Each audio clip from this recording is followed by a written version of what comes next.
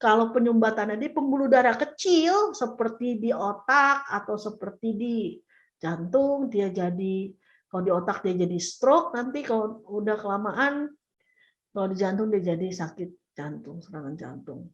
Tubuh manusia itu bukan terpisah-pisah ya. Jadi tubuh manusia itu seperti ibaratnya itu kayak mesin ya. Jadi semua sistem yang satunya. Cuman di sini saya cuma ingin menekankan bahwa yang kita tahu kan berdasarkan DSM-5 itu autisme itu 3 sebenarnya kan masalahnya. Jadi tetap harus didietkan, artinya kalau dia memang dia tidak cocok susu, tepung terigu, stop, benar-benar harus stop. Dan itu Hai, aku Sabi. Selamat datang di Sabiru. Sabiru adalah media belajar untuk orang tua hebat dan si kecil yang spesial. Berbagi informasi seputar dunia anak berkebutuhan khusus. Menurut WHO, 7-10% dari total populasi anak di seluruh dunia adalah anak berkebutuhan khusus. Sabiru mengajak seluruh orang tua hebat untuk terus belajar dalam mendampingi si kecil. Lewat Instagram kami @sabiruindonesia dan ikuti hashtag #sabiruinfo, sabirutalk, sabiruevent. Jangan lupa ikuti Instagram Sabiru ya. Happy parenting! Hai orang tua hebat, selamat siang. Terima kasih sudah bergabung pada webinar Sabiru Indonesia hari ini 1 Oktober 2022 dengan tema hubungan antara otak dan saluran cerna pada autisme bersama dengan Dr.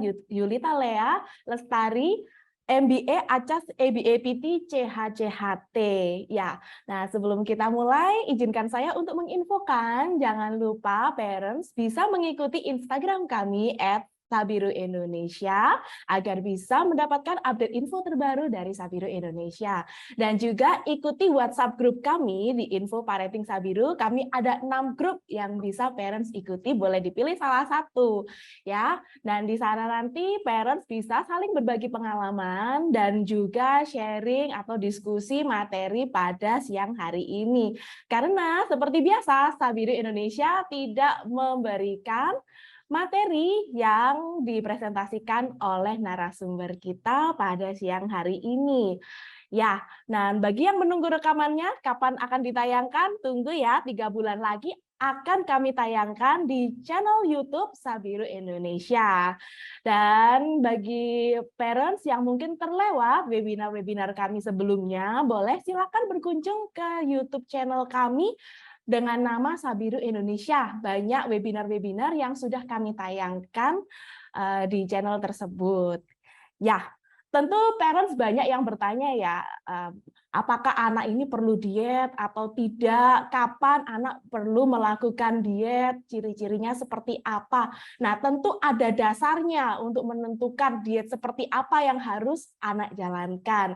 Nah, supaya orang tua bisa mendapatkan pencerahan bagaimana diet anak yang cocok bagi putra-putri parents, sekarang kita sudah bergabung dengan Dr. Yulita Lea atau yang akrab kita sapa dengan Dr. Lea. Selamat siang, Dr. Lea. Nah, maaf suaranya belum terdengar. ya selamat siang. Apa kabar? Semua apa kabar parents? Baik. Nah, dokter, ini di grup tuh ramai sekali.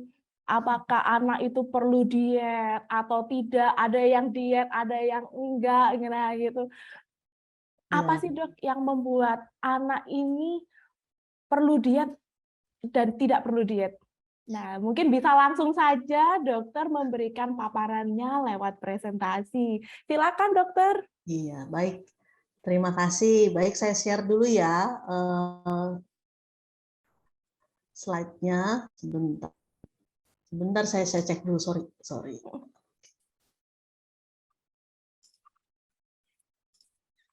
Nah, sambil menunggu, bagi parents yang mungkin ingin bertanya, silakan boleh diketik di kolom chat ya. Nanti setelah sesi presentasi, kita akan menuju sesi tanya jawab. Oke, apa sudah kelihatan? Sudah? Cuman masih ada Masih sedikit ada kotak ini hitam ya. di atas. Nggak apa-apa ya, kita Nggak apa-apa toleransi ya, sedikit. nanti kabarin aja kalau masih nggak kelihatan nggak jelas ya. Ya, Oke, baik. selamat pagi, selamat siang atau selamat pagi nih ya Bapak Ibu sekalian. Salam kenal nih dari saya, pertama kali nih saya bicara di Sabiru Indonesia ya. Salam kenal juga untuk Sabiru. Senang sekali saya mendapat undangan dari Sabiru ya, dan supaya bisa kita sama-sama saling diskusi ya. Ini bisa kelihatan ya slide-nya ya? Bisa, dokter, Oh aman. ya, oke, aman ya, oke, sip.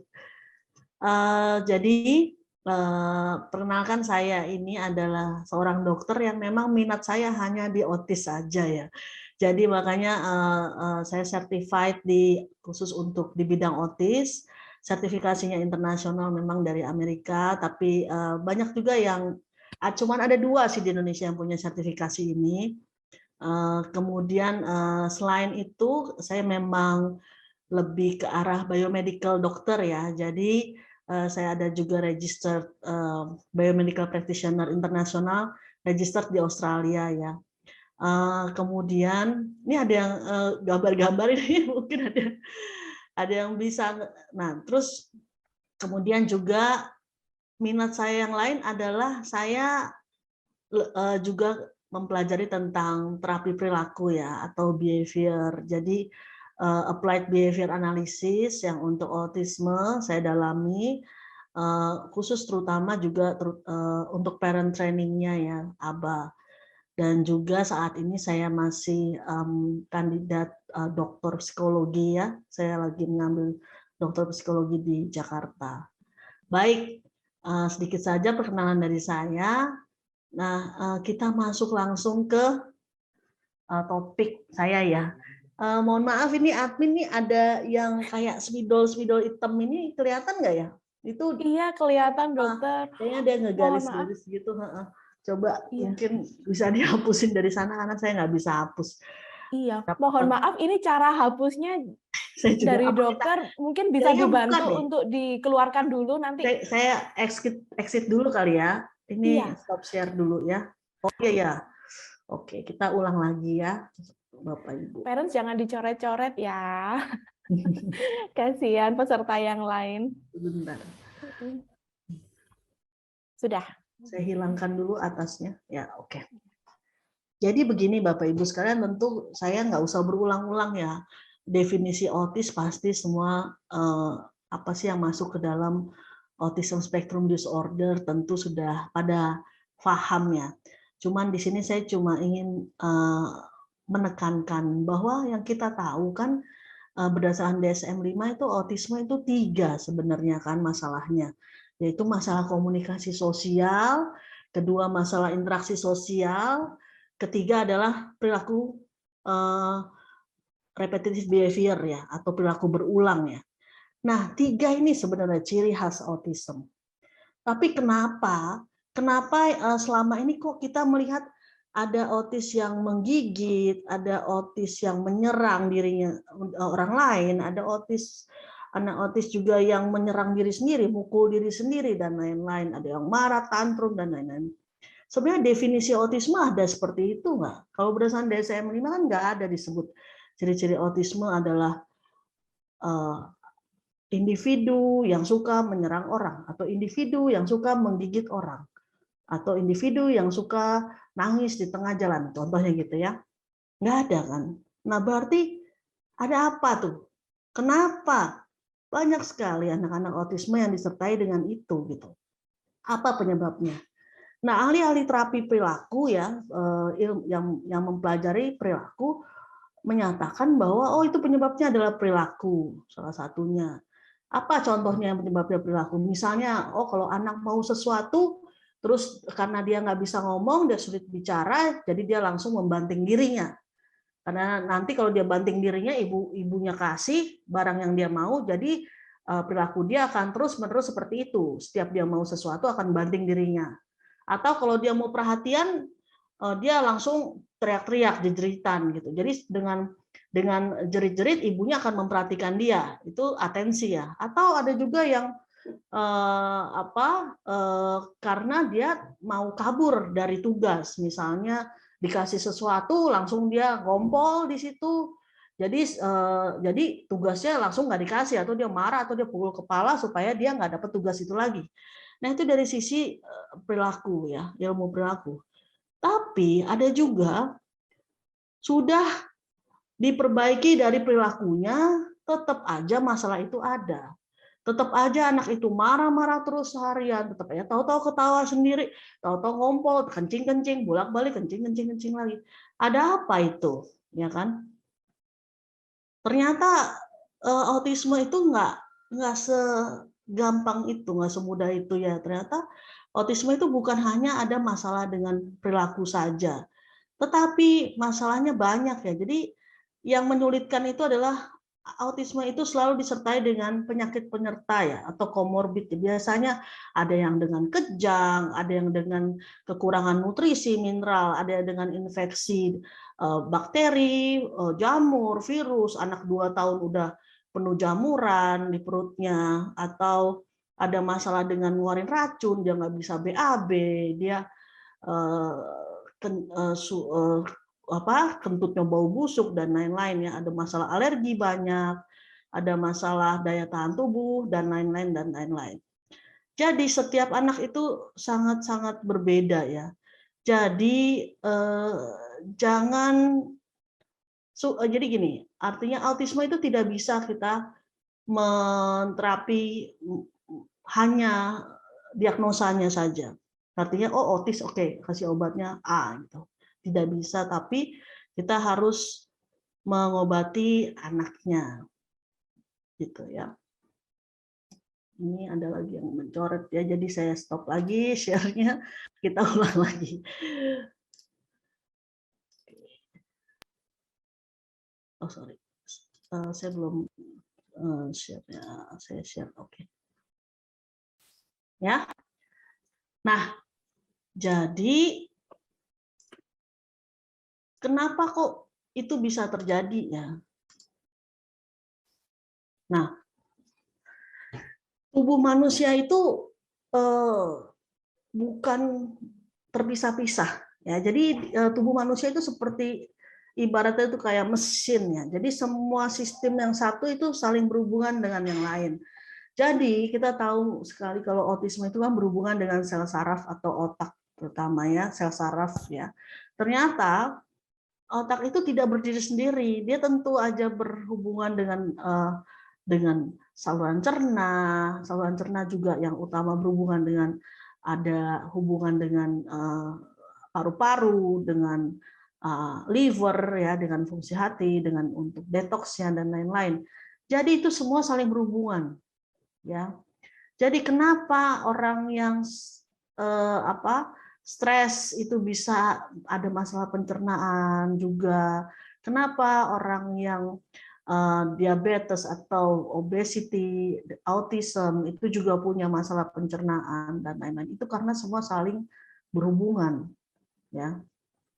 Nah, jadi sekarang makanya nggak cuma autisme saja, tapi semua penyakit cara penanganannya, penata laksanaannya sudah mulai beralih nih ke arah functional medicine ya. Functional medicine atau kedokteran fungsional itu adalah merawat tubuhnya jadi satu kesatuan. Jadi tidak hanya kita mengobati gejala-gejala seperti yang biasa, artinya misalnya saya kasih contoh, kalau pengobatan kencing manis atau hipertensi zaman dulu cuma dikasih obat penurun tekanan darah atau penurun gula darah, udah habis itu sudah gitu ya.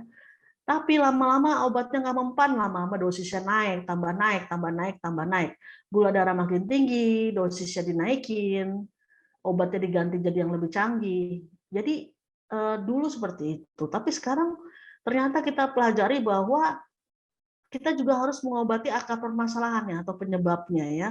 Jadi Makanya biasanya kalau orang hipertensi, tekanan darah tinggi, atau diabetes, atau kencing manis, itu kita juga selain kita kasih obat-obatan itu, kita juga perbaiki pola makannya, lifestyle-nya, kehidupannya, dan lain-lain gitu. Supaya nantinya ujung-ujungnya pemakaian obat-obat kimia itu tidak terlalu banyak. Bahkan kalau bisa di-stop ya di-stop atau dihindari, karena pemakaian obat-obat kimia itu memang seperti kita tahu banyak sekali efek sampingnya, gitu ya.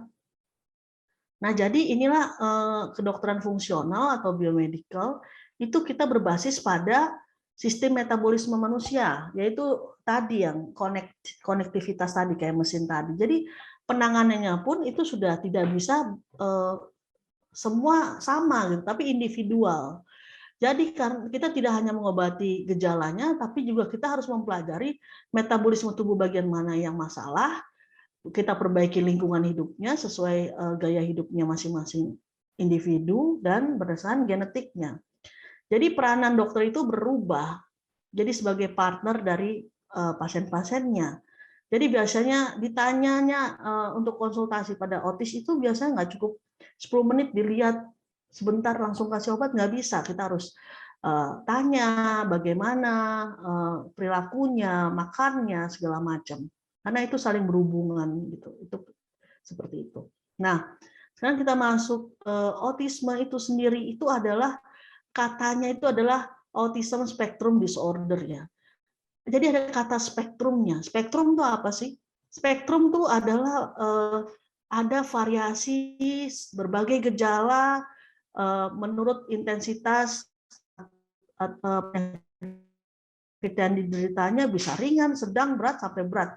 Ringan, sedang sampai berat, dan ada komplikasi. Jadi artinya kalau autism spectrum disorder itu sangat bervariasi. Dulu itu ada kriteria PDD-NOS, Asperger, dan lain-lain, autis ringan. Sekarang udah nggak ada. Semuanya itu masuk ke dalam autism spectrum disorder. Ya. Jadi ada yang ringan, sedang, berat. Dan itu berubah, bisa berubah. Yang tadinya di awal dia diagnosa ringan, bisa kalau nggak diapa-apain, kalau nggak dikasih intervensi segera, itu bisa jadi berat. Atau sebaliknya, di awalnya didiagnosa berat, lama-lama kalau dia terus-menerus diintervensi dengan baik, bisa jadi hilang gejala-gejalanya, autism, ciri-ciri autisnya. Nah, makanya ini yang harus kita ketahui satu persatu, tiap orang berbeda. Karena ada anak-anak ASD atau individu dengan ASD yang bisa disertai dengan gangguan tidur, gangguan mood, ada yang cemas, ada yang hiperaktif, ada yang diem aja, ada yang gangguan perhatian, ada yang menyerang, ada yang hipo, ada yang kejang. Jadi setiap orang berbeda-beda. Itu yang sulit. Nah, sekarang kita masuk ke topik hari ini, yaitu hubungan antara gut dan brain connection, artinya otak dengan saluran cerna. Ya. Jadi masalahnya kita fokus dulu ke saluran cerna, karena saluran cerna ini yang paling bermasalah pada individu dengan autisme. Ya.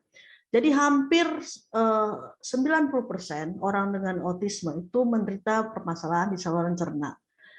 Sampai saat ini tidak ada yang tahu kenapa, dan tapi banyak penelitian yang mengarah bahwa masalah ini adalah karena ada gen mutasi, ya, mutasi genetik yang bisa ditemukan di otak dan usus, ya, dan tapi itu sampai saat ini masih diteliti terus gen mana yang menjadi penyebabnya, ya. Nah, jadi apa sih yang ada di dalam saluran cerna manusia, gitu ya? Kenapa sih kita perlu fokus saluran cerna? Saluran cerna itu sangat penting karena kita kenal saluran cerna itu adalah otak kedua. Bahkan dari zaman Hippocrates, bapak kedokteran zaman dulu itu berkata bahwa semua penyakit itu mulainya dari perut, gitu ya. Apa sih saluran cerna kedua itu ya? Jadi ada istilah bahwa bila saluran cerna kita sehat, otak kita juga sehat, gitu. Sehingga saluran cerna itu dianggap sebagai ya otak kedua. Apa sih otak kedua itu? Otak kedua karena sel saraf itu yang paling banyak itu selain di otak itu adanya di saluran cerna. Dan juga usus itu dianggap sebagai otak kedua karena dia punya sistem saraf sendiri. Ada sistem saraf entrik yang biasanya bisa berpengaruh langsung terhadap suasana hati, moody, ya, kebahagiaan, kesenangan, semua balance itu namanya mood ya. Dan juga peradangan dan sistem kekebalan tubuh. Nah, sebenarnya hal ini bukan hal yang baru sebenarnya. Dari zaman dulu juga udah banyak ya penelitian-penelitian yang ke arah situ ya, meneliti tentang hubungan antara otak dengan saluran cerna. Contoh kasusnya adalah satu studi kasus tahun 1978, yaitu disampaikan di jurnal Autism Child Schizophrenia. Jadi zaman dulu tuh autisme itu dianggap sebagai gangguan jiwa pada anak. Jadi termasuk schizofren atau orang gila ya. Tapi pada anak zaman dulu dikategorikan seperti itu. Tapi sekarang kan sudah berubah ya. Nah, di jurnal ini ada satu case study yang meneliti tentang seorang anak ya.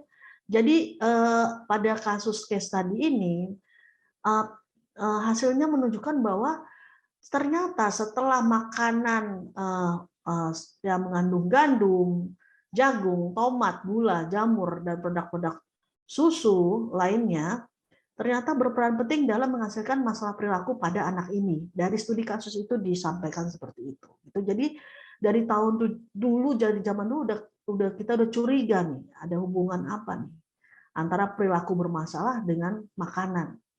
Ya.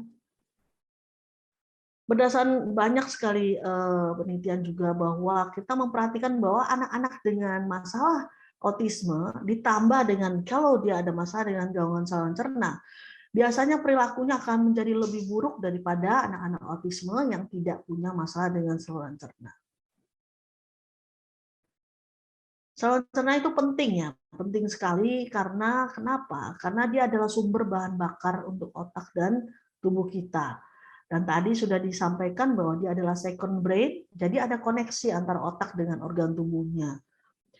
Dan saluran cerna ini mengandung jutaan bakteri dan jamur, cacing, semua ada di dalam usus kita. Jadi kalau salah satunya nggak seimbang, salah satunya berlebihan, itu pasti akan menjadi masalah. Kemudian hal lain adalah 2/3 dari sistem kekebalan tubuh kita itu ada di saluran cerna. Ya. Kemudian sel-selnya lebih banyak dibanding jumlah seluruh sel-sel tubuh. Ya, benar. Saya stop dulu.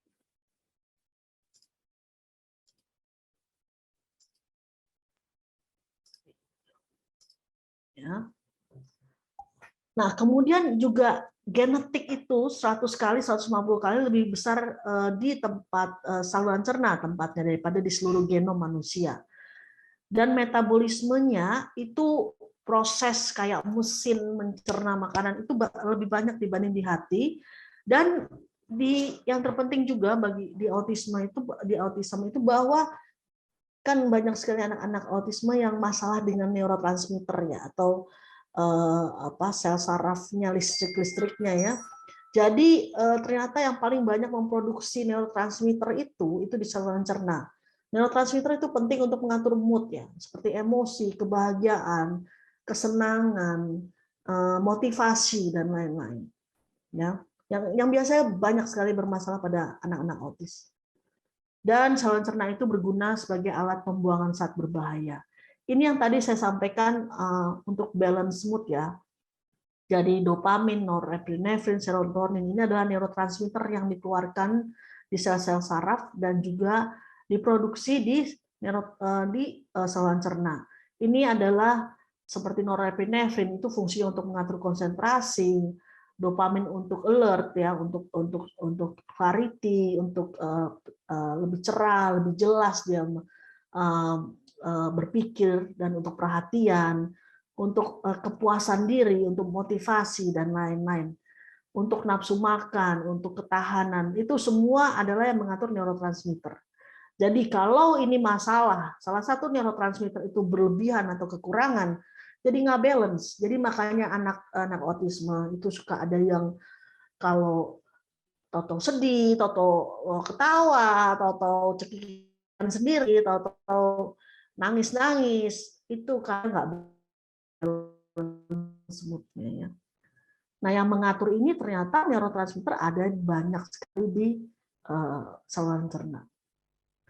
Nah, jadi gini, Tuhan itu menciptakan kita tuh luar biasa ya.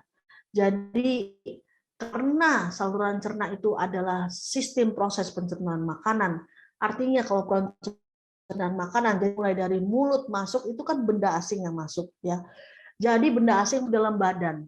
Jadi untuk itu Tuhan menciptakan kita ada namanya yang kayak satpam yang jagain badannya. Nah, itu namanya daya tahan tubuh kita.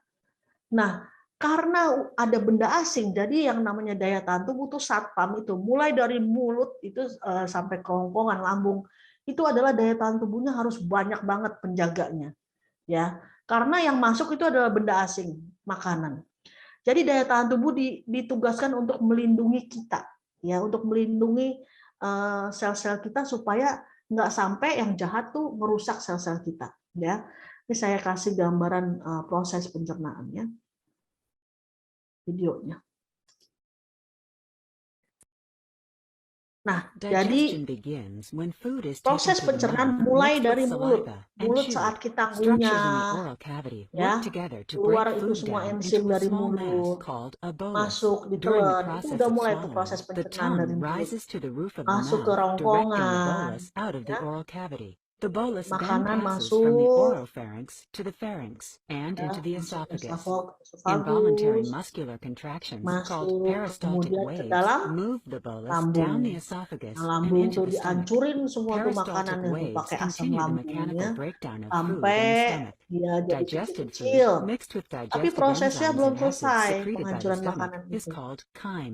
Masuk lagi ke dalam usus halus, ya. Nah, terus nanti nutrisi-nutrisi mulai terserap di usus halusnya. Semua tuh ini nutrisi-nutrisi yang tadi udah dipecah masuk. Ini fili-fili ya, kayak nah ini pembuluh darah ya. Terus nanti masuk, sisanya ampasnya masuk ke usus besar, keluar, dikeluarin ampas-ampasnya, dikeluarin di tinja. Ya. Jadi apa yang kita dapat di sini? Nomor satu adalah tinja itu adalah ampas sampah, ya, sisa-sisa makanan yang tidak ada gunanya buat tubuh. Artinya yang tidak dipakai oleh tubuh namanya tinja, ampas. Jadi yang nomor satu adalah itu sampah itu harus keluar tiap hari. Itu nomor satu. Nggak boleh nggak keluar tiap hari. Jadi kalau ada yang buang air besarnya tidak tiap hari itu udah masalah. Berarti racunnya itu ngendep terus di dalam usus. Itu nggak boleh. Jadi nomor satu adalah syarat kita tahu saluran cerna kita tuh sehat apa enggak, kita lihat tinja kita. Tinjanya itu harus bagus, bentuknya seperti sosis ya, terus warnanya bagus, nggak boleh hitam ya, terus dia harus tiap hari keluarnya, ya itu menandakan proses pencernaan kita bagus ya. Nah di saluran cerna itu banyak sekali sepanjang jalan mulai dari mulut, kerongkongan usus semua itu pasti ada yang namanya daya tahan tubuh ya, itu yang kita harus ingat. Nah, apa itu daya tahan tubuhnya gunanya ya? Jadi daya tahan tubuh tuh ibaratnya tadi kayak saya bilang kayak satpam ya. Satpam itu kan jagain kantor, jagain rumah ya. Jadi maksudnya apa? Kalau ada maling, kalau ada musuh ya, seharusnya itu kan daya tahan tubuh itu bereaksi. Bereaksi itu artinya apa? Dia berusaha hajar itu maling supaya keluar, supaya nggak bikin rusak sel-sel tubuh kita. Jadi kalau misalnya dilihat ada musuh, daya tahan tubuh langsung bereaksi. Daya tahan tubuh mulai dari mulut sampai saluran cerna bawah ya. Jadi efek daya tahan tubuh itu bereaksi, sistem imun kita bereaksi itu namanya adalah peradangan atau inflamasi. Nah, peradangan itu apa sih? Luka. Jadi tanda-tanda radang tuh luka ya, bengkak, merah, panas, atau kayak kita luka di luar lah. Yaitu adalah proses peradangan. Jadi proses daya tahan tubuh berusaha mengeluarkan yang benda-benda jahat gitu ya. Jadi bayangin kalau misalnya daya tahan tubuhnya pada anak-anak ini, anak-anak autisme itu biasanya bermasalah.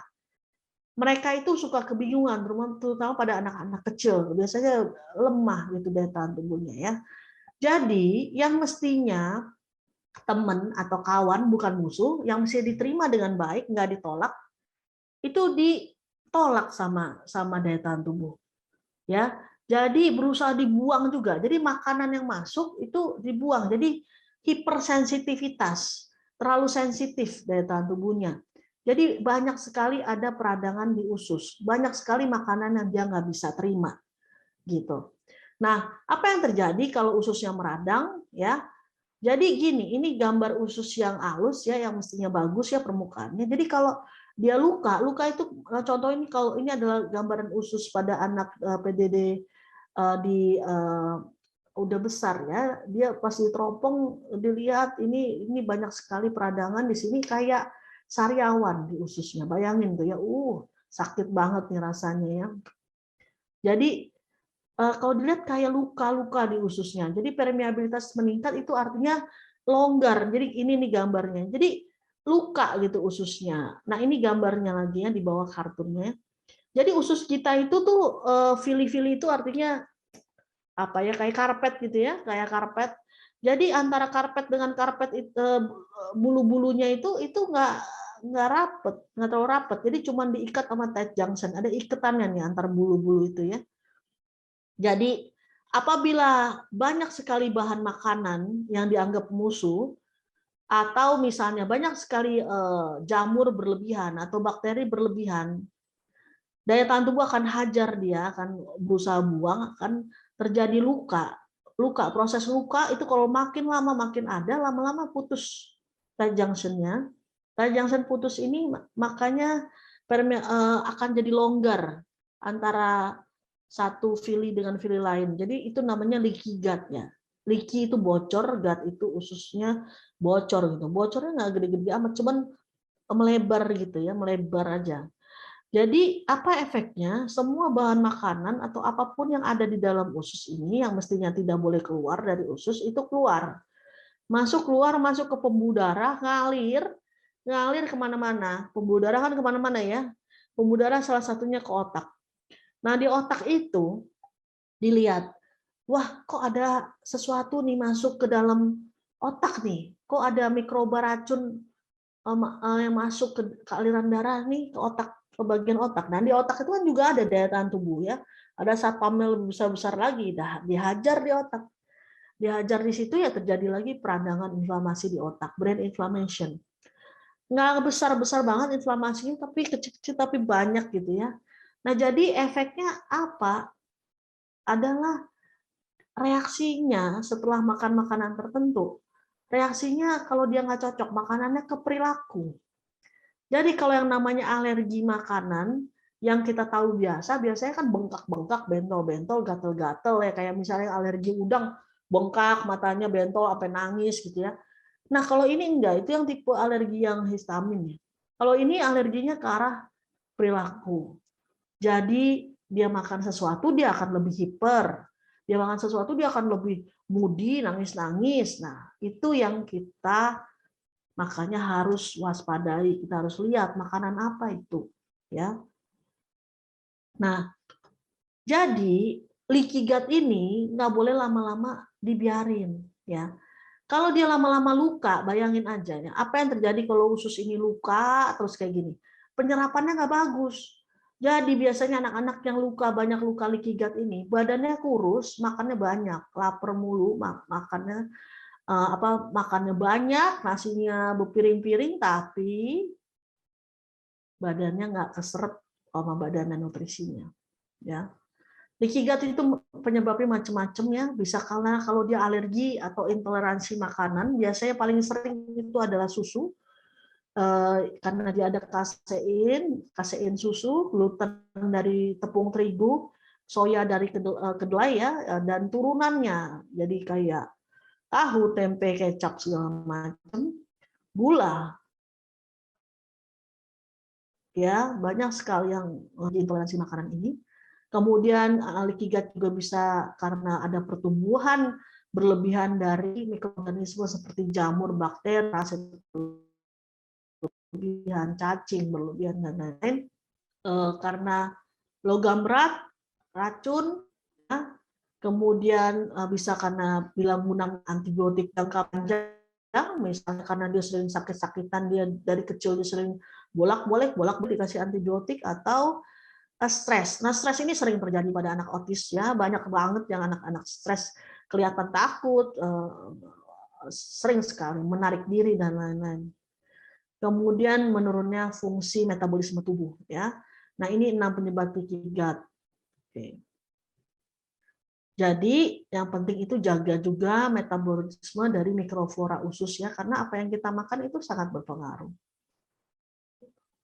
Nah, apa sih tanda-tandanya nih? Kalau kita udah bermasalah dengan saluran cerna, biasanya ada tanda-tandanya. Contoh yang disbiosis atau ketidakseimbangan organisme di usus itu apa? Yang paling sering itu dia nggak pup, atau dia malah pupnya diare, atau dia reflux asam lambung, kayak dia mual mulu, makan itu kayak enak, muntah gitu ya, atau bergas gitu ya perutnya, atau dia sulit mencerna makanan, jadi kelihatan pupnya itu beras merahnya masih utuh, misalnya sayurannya masih utuh, ya itu dia ada masalah dengan sulit mencerna makanan, atau kembung atau kram perut, atau dia banyak sekali alerginya makanannya, radang, atau dia kulitnya kering, dia terus hilang konsentrasi. Jadi biasanya tuh kayak kalau kita istilahnya tuh kayak berawan ya, kayak diajak ngomong kayak orang mabuk gitu. Terus yang kelihatan tuh sebenarnya terapis ya, yang lebih berasa itu terapis ya, para terapis kalau ada di sininya. Jadi ini anak kemarin-kemarin udah ngerti, diajarin udah tahu, terus hari ini kok hilang lagi. Diajarin kok lupa lagi, sering lupa, sering nggak konsen, sering nggak fokus. Nah itu coba cek dulu makanannya apa, makan apa yang dia makan, gitu ya. Terus gangguan mood, masalah dengan daya ingat, ada masalah dengan kulit dan lain-lain. Nah, karena anak-anak autisme ini ada masalah dengan komunikasi atau berbahasa ya. Jadi ada anak yang nggak bisa bicara, atau dia berbicara pun dia cuma satu arah. Jadi mereka biasanya sulit mengkomunikasikan apa yang mereka rasa. Jadi kita lihatnya tuh gejala-gejala juga bisa lihat dari perilaku dia ya. Yaitu contohnya kalau dia merasa dia nyeri perut, biasanya anak-anak tuh suka nempelin perutnya nih di meja, di kursi, suka nungging begini, tidurnya nungging. Nah, itu udah kita harus curiga itu masalah di saluran cernanya ya. Kemudian kita lihat dari postur tubuhnya. Badan kurus, perut buncit. Nah, ini berarti udah kita curiga ada masalah di saluran cerna. Kentutnya busuk banget baunya. BAB-nya jarang-jarang, atau BAB-nya bulet-bulet kayak tai kambing, atau mencret, atau dia nggak teratur deh pupnya ya, atau dia tidurnya nggak tidur, pokoknya tidurnya kacau. Nah itu curiga makanan ya. Atau ini ada juga yang karena dia nggak bisa ngomong, jadi kayaknya kepalanya pusingan, inflamasi di otak, pusing, jadi dia pukul kepala, terus pukul kepala ya. Dia mukul diri sendiri, dia gigit diri sendiri karena nggak enak. Bayangin aja kita aja kalau sakit gigi ya, kita sakit gigi, dengerin tetangga berisik, rasanya kan apa? Pusing kepalanya. Apalagi anak ini perutnya itu kayak tadi ya, penuh luka perutnya, rasanya kan nggak enak banget. Coba bayangin seperti ini ya Bapak Ibu ya. Kalau anak tidak dijaga makanannya, cuman diterapi aja, bayanginnya kayak gini. Kalau kita alergi udang atau alergi yang biasa gitu, kita makan udang, bengkak tuh mata, air tuh ya, bengkak, mulut bengkak, terus suruh ngerjain matematika, bisa konsentrasi nggak? Kerjain tuh laporan kerja ya, bisa konsentrasi nggak bakal bisa. Jadi kalau tidak kita jaga juga dalamnya, lingkungannya kita jaga, makanannya kita jaga anak ini, terapinya juga akan jauh lebih baik. Kemajuan anak akan jauh lebih baik. Anak akan lebih tenang, akan lebih fokus gitu. Nah, ini juga agresivitas itu bisa dipicu dengan karena anak itu merasa nggak enak badannya, dia hajar orang lain ya. Nah, sekarang kita masuk ke nutrisi ya. Nutrisi itu apa sih? Sebenarnya Bapak Ibu pasti udah tahu ya. Ini kan pelajaran dari dulu kita sekolah ya. Nutrisi kan kita tahu apa yang kita makan. Jadi ini yang paling penting ya. Jadi yang kita mau itu kan, apa yang kita makan itu cukup ya buat tubuh kita. Contoh nutrisi, ada nutrisi makro ya, yang biasa karbohidrat, protein, lemak. Itu harus seimbang. Ingat, orang Indonesia kebanyakan makan nasi. Kalau di luar negeri, di Australia, kalau saya waktu saya di sana itu dokter-dokternya itu kalau ngelihat orang Asia itu pasti dimarahin orang Asia karena pemakan nasi. Dia bilang no rice at all, stop katanya. Tapi dokter-dokter dari India, dari China, mereka ngomong ke saya, tidak mungkin orang Asia nggak makan nasi. Ya, kalau orang bule nggak makan nasi, dia makan itu daging 1 kilo ya. Kalau di kita harganya berapa? Jadi kita Asia itu bisik-bisik aja ya. Selama dokter Asia kita bisik-bisik, kita makan nasi nggak apa-apa, cuman secukupnya. Ingat ya Bapak Ibu, kalau anak kecil, kalau dia udah makan nasinya udah kayak kuli, ya kayak kuli, artinya lebih banyak dari orang dewasa, itu udah nggak boleh, udah tanda tanya. Nasi itu secukupnya aja. Ya. Jadi kalau dari piring itu 40% itu harus protein lauknya. Ya. Kemudian sayur buahnya itu harus 30, sekitar 30-40%. Sisanya itu baru nasi. Jadi kalau mau misalnya nih mau kita ubah supaya dia makan nasinya lebih sedikit, bukan berarti dikurangin nasinya dari sekarang. Nanti dia lapar, nggak boleh. Anak tuh nggak boleh lapar. Ya, diet itu artinya nggak boleh nurunin berat badan. Itu salah. Banyak dokter yang juga salah dan salah persepsi, yang nggak mengerti melarang diet karena jangan didietin nanti masuk ICU kurang gizi. Itu salah besar. Ya. Jadi yang namanya diet pada anak-anak autisme tidak boleh kurang nurusin badan, harus cukup nutrisi justru. Harus ada karbohidrat, protein, lemaknya harus cukup. Masalahnya apa? Makannya udah banyak, udah bagus, tapi nggak terserap. Itu yang masalahnya. Kenapa? Banyak luka tadi, nggak terserap dengan bagus. Nah, itu yang harus kita lihat lagi. Gitu. Jadi, tetap harus didietkan, artinya kalau dia memang dia tidak cocok, susu, tepung terigu, stop, benar-benar harus stop. Dan itu yang paling berbahaya. Ya. Jadi bukan artinya anak ini kurus, terus dikasih susu. Susu itu justru malah jadi backfire ke kita ya, ke anak itu malah tambah parah dianya, kesian.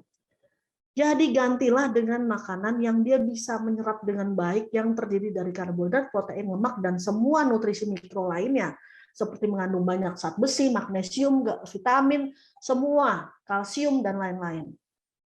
Itu yang paling penting. Jadi nutrisi itu bukan ngegampangin kasih susu aja, bukan itu nutrisi itu. Ya. Gitu loh, Bapak Ibu ya. Jadi kadang-kadang ibu-ibu yang suka berusaha mencoba-coba diet yang nggak ngerti, kadang-kadang juga saya udah dietin ketat sampai anaknya gagal boleh makan apapun sampai masuk ICU. Tentu dokter itu akan marah. Ya, masuk UGD, masuk ICU. Tentu dokter yang nggak ngerti akan marah, yang di ICU. Kenapa didietin kayak gini, Bu? Jadi akhirnya dokter merasa salah persepsinya. Kok disuruh-suruh diet, ini yang nyuruh itu bodoh banget. Pasti dokter akan berpikiran seperti itu. Nah, itu sebenarnya yang salah tuh siapa? Jadi artinya gini, ya. Dia itu harus tidak boleh makan makanan yang mereka tidak bisa terima. Supaya tidak terjadi inflamasi, tidak terjadi leaky gut, ya. Nutrisi harus cukup banyak karena anak itu masih dalam masa pertumbuhan. Dan juga nutrisi itu gunanya untuk sistem imun dia, sistem saraf dia, supaya sistem saraf dia yang kemarin-kemarin rusak kita harus perbaiki lagi, nanti regenerasi lagi sel sarafnya, itu butuh nutrisi. Ya. Mitokondria itu di sel-sel. Jadi sel-sel itu di dalamnya tuh kayak ada powerhouse of the cell. Jadi kayak ada namanya mitokondria. Jadi kayak ada sumber listriknya. Itu sering rusak, sering rusak oleh karena logam berat ya. Mitokondria rusak, jadi selnya banyak mati. Jadi penuaan dini. Contoh deh supaya gampang, yang merusak sel penuaan dini mitokondria yang bikin mati sel itu kalau kita ngerokok. Ngerokok itu adalah radikal bebas yang mematikan sel karena dia merusak program mitokondria. Efeknya penuaan dini. Coba bandingkan antara kembar yang ngerokok sama nggak ngerokok, pasti mukanya lebih tua yang ngerokok karena dia banyak sekali kena radikal bebas. Makanya kita harus nutrisi harus cukup ya. Detoksnya juga harus bagus. Detoksifikasi yang alami kita harus jaga. Alami itu adalah apa? Dari buang air besar harus setiap hari. Buang air kecil itu artinya kita harus minumnya harus cukup banyak ya.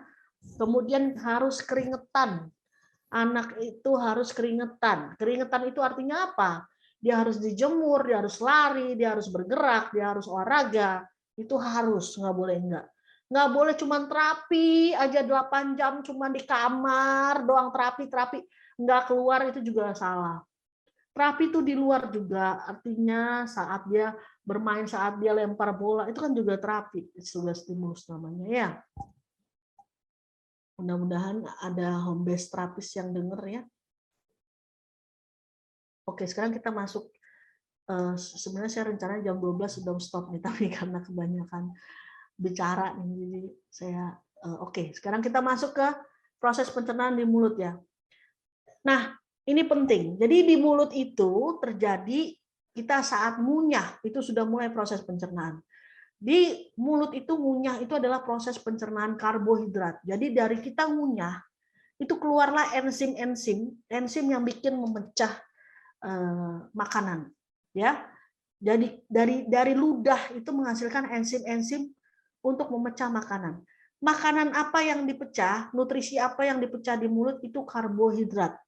Jadi pemecahannya itu adalah karbohidrat. Jadi kayak nasi itu dipecah itu di karbohidrat. Ya. Jadi kalau anak-anak yang bermasalah dengan nggak bisa ngunyah itu bermasalah dengan pencernaan karbohidrat nantinya. Nggak boleh. Jadi anak-anak itu harus dilatih ngunyahnya benar. Nggak boleh cepet-cepet. Nggak boleh diemut. Ya. Pokoknya kalau misalnya dia karbohidratnya tidak tercerna dengan sempurna, nanti begitu dia masuk ke lambung, dia masih belum tercerna, efeknya apa? Nanti karbohidrat yang tidak tercerna itu akan berfermentasi. Jadi dia berfermentasi, dia akan jadi makanan dari bakteri sama jamur. Jadi nanti jamuran. Jadi tumbuh berlebihan, jamuran, bakterinya banyak, anak 2 tahun jamuran dan lain-lain. Itu kan aneh. Karena dia makannya kebanyakan karbohidratnya langsung ditelan, nggak tercerna dengan baik, ya. Nah, jadi apa mengunyah itu pentingnya untuk memecah karbohidrat? Contohnya sayuran, buah, roti, mie, ya. Jika dia kurang ngunyah, pankreas itu harus menghasilkan enzim tambahan untuk mencerna makanannya. Jadi di lambung mestinya nggak ada pencernaan karbohidrat lagi karena karbohidratnya belum tercerna. Jadi keluar tuh enzim dari pankreas. Jadi efeknya apa? Pankreas akan kecapean nanti kalau udah tua. Efeknya apa? Diabetes, kencing manis, pankreasnya bermasalah. Ya. Nah, gejalanya apa kalau dia ada masalah dengan pencernaan karbohidrat?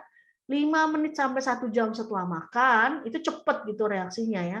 Biasanya dia nyeri perut, nyeri punggung, mual muntah, dia sakit di bagian atas perutnya, kembung berlebihan, kelaparan terus. Nih banyak nih anak-anak Indonesia yang lapar, makan lagi, terus dia jadi nggak konsentrasi, terus dia jadi lelah, lemah, infeksi jamur sering, ya demam, macam-macam.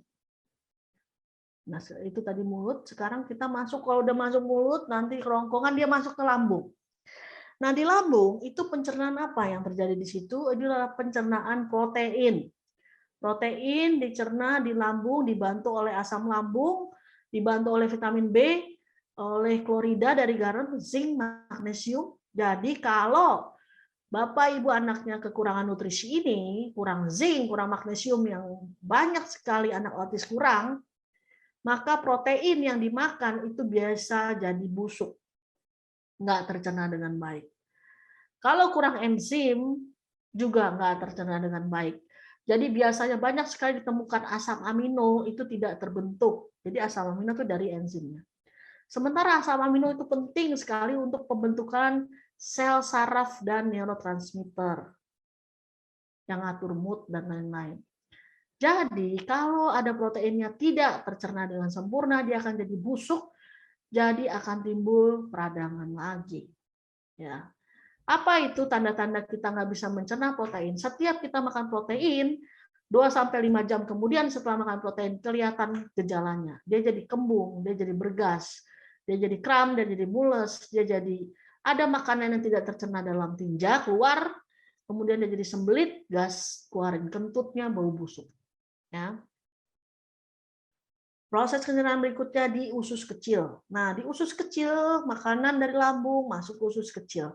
Di situ adalah proses pencernaan lemak. Lemak, asam lemak menjadi oleh enzim lipase dipecah menjadi asam lemak dan gliserol.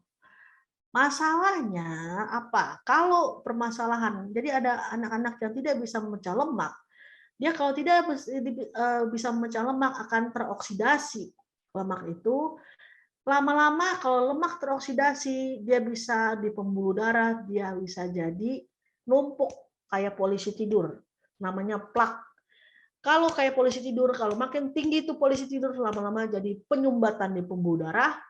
Kalau penyumbatannya di pembuluh darah kecil, seperti di otak atau seperti di jantung, dia jadi, kalau di otak dia jadi stroke, nanti kalau udah kelamaan, kalau di jantung dia jadi sakit jantung, serangan jantung. Jadi gejala-gejala dia ada masalah dengan pencernaan lemak adalah 5-30 jam setelah makan.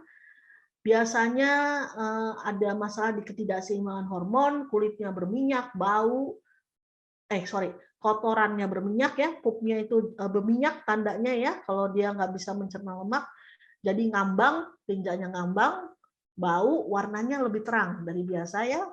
Kemudian kalau suka begas, bersendawa setelah makan, kulitnya kering biasanya ya. Kemudian nyeri perut di sisi kanan di daerah kantong empedu dan ada batuk empedu dan mual.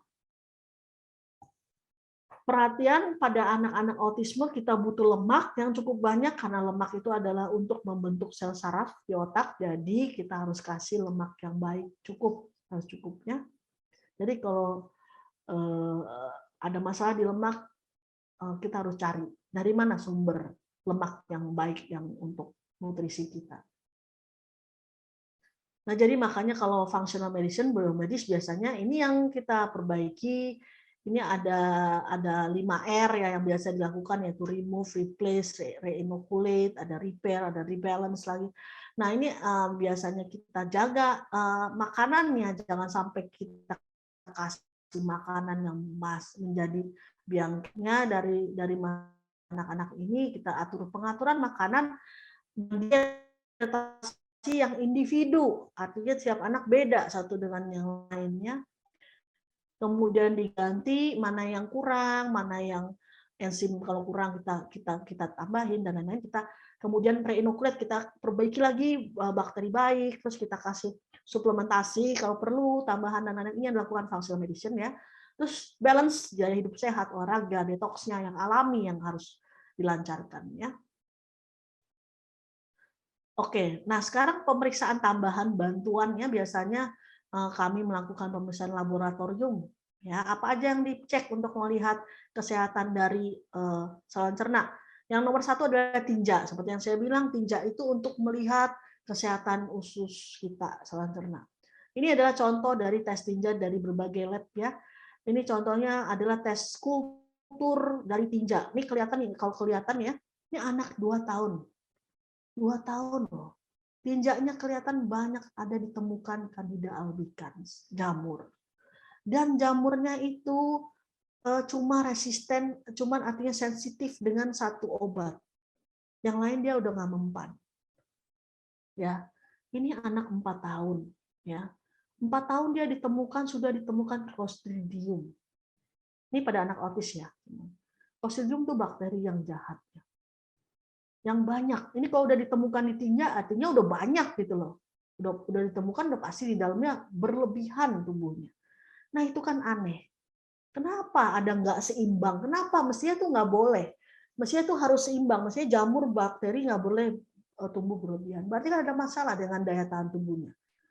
Berarti jamur aja berlebihan, bakteri berlebihan, apalagi dengan pasti nggak mungkin kalau nggak ada alergi. Ya. Kemudian kalau kita mau periksa lagi lebih detail itu yang paling bagus memang kirim ke Amerika ya. Namanya comprehensive stool analysis. Sayangnya di Indonesia nggak ada. Tapi juga udah sulit juga saya ngirim ke Amerika karena sekarang sejak COVID ya pengiriman ke Amerika jadi lama, jadi rusak tengah jalan tinjanya. Jadi terpaksa kita di Indonesia aja ya. Ini yang dicek ya. Kemudian selain dari tinja sebenarnya kita juga bisa ngecek jamur apa bakteri itu dari darah atau urin. Cuman bedanya mereka itu kalau dari darah atau urin itu lebih sensitif ya. Lebih sensitif, oh terbukti ini kayaknya ini contoh ya, ini adalah organic acid test ya.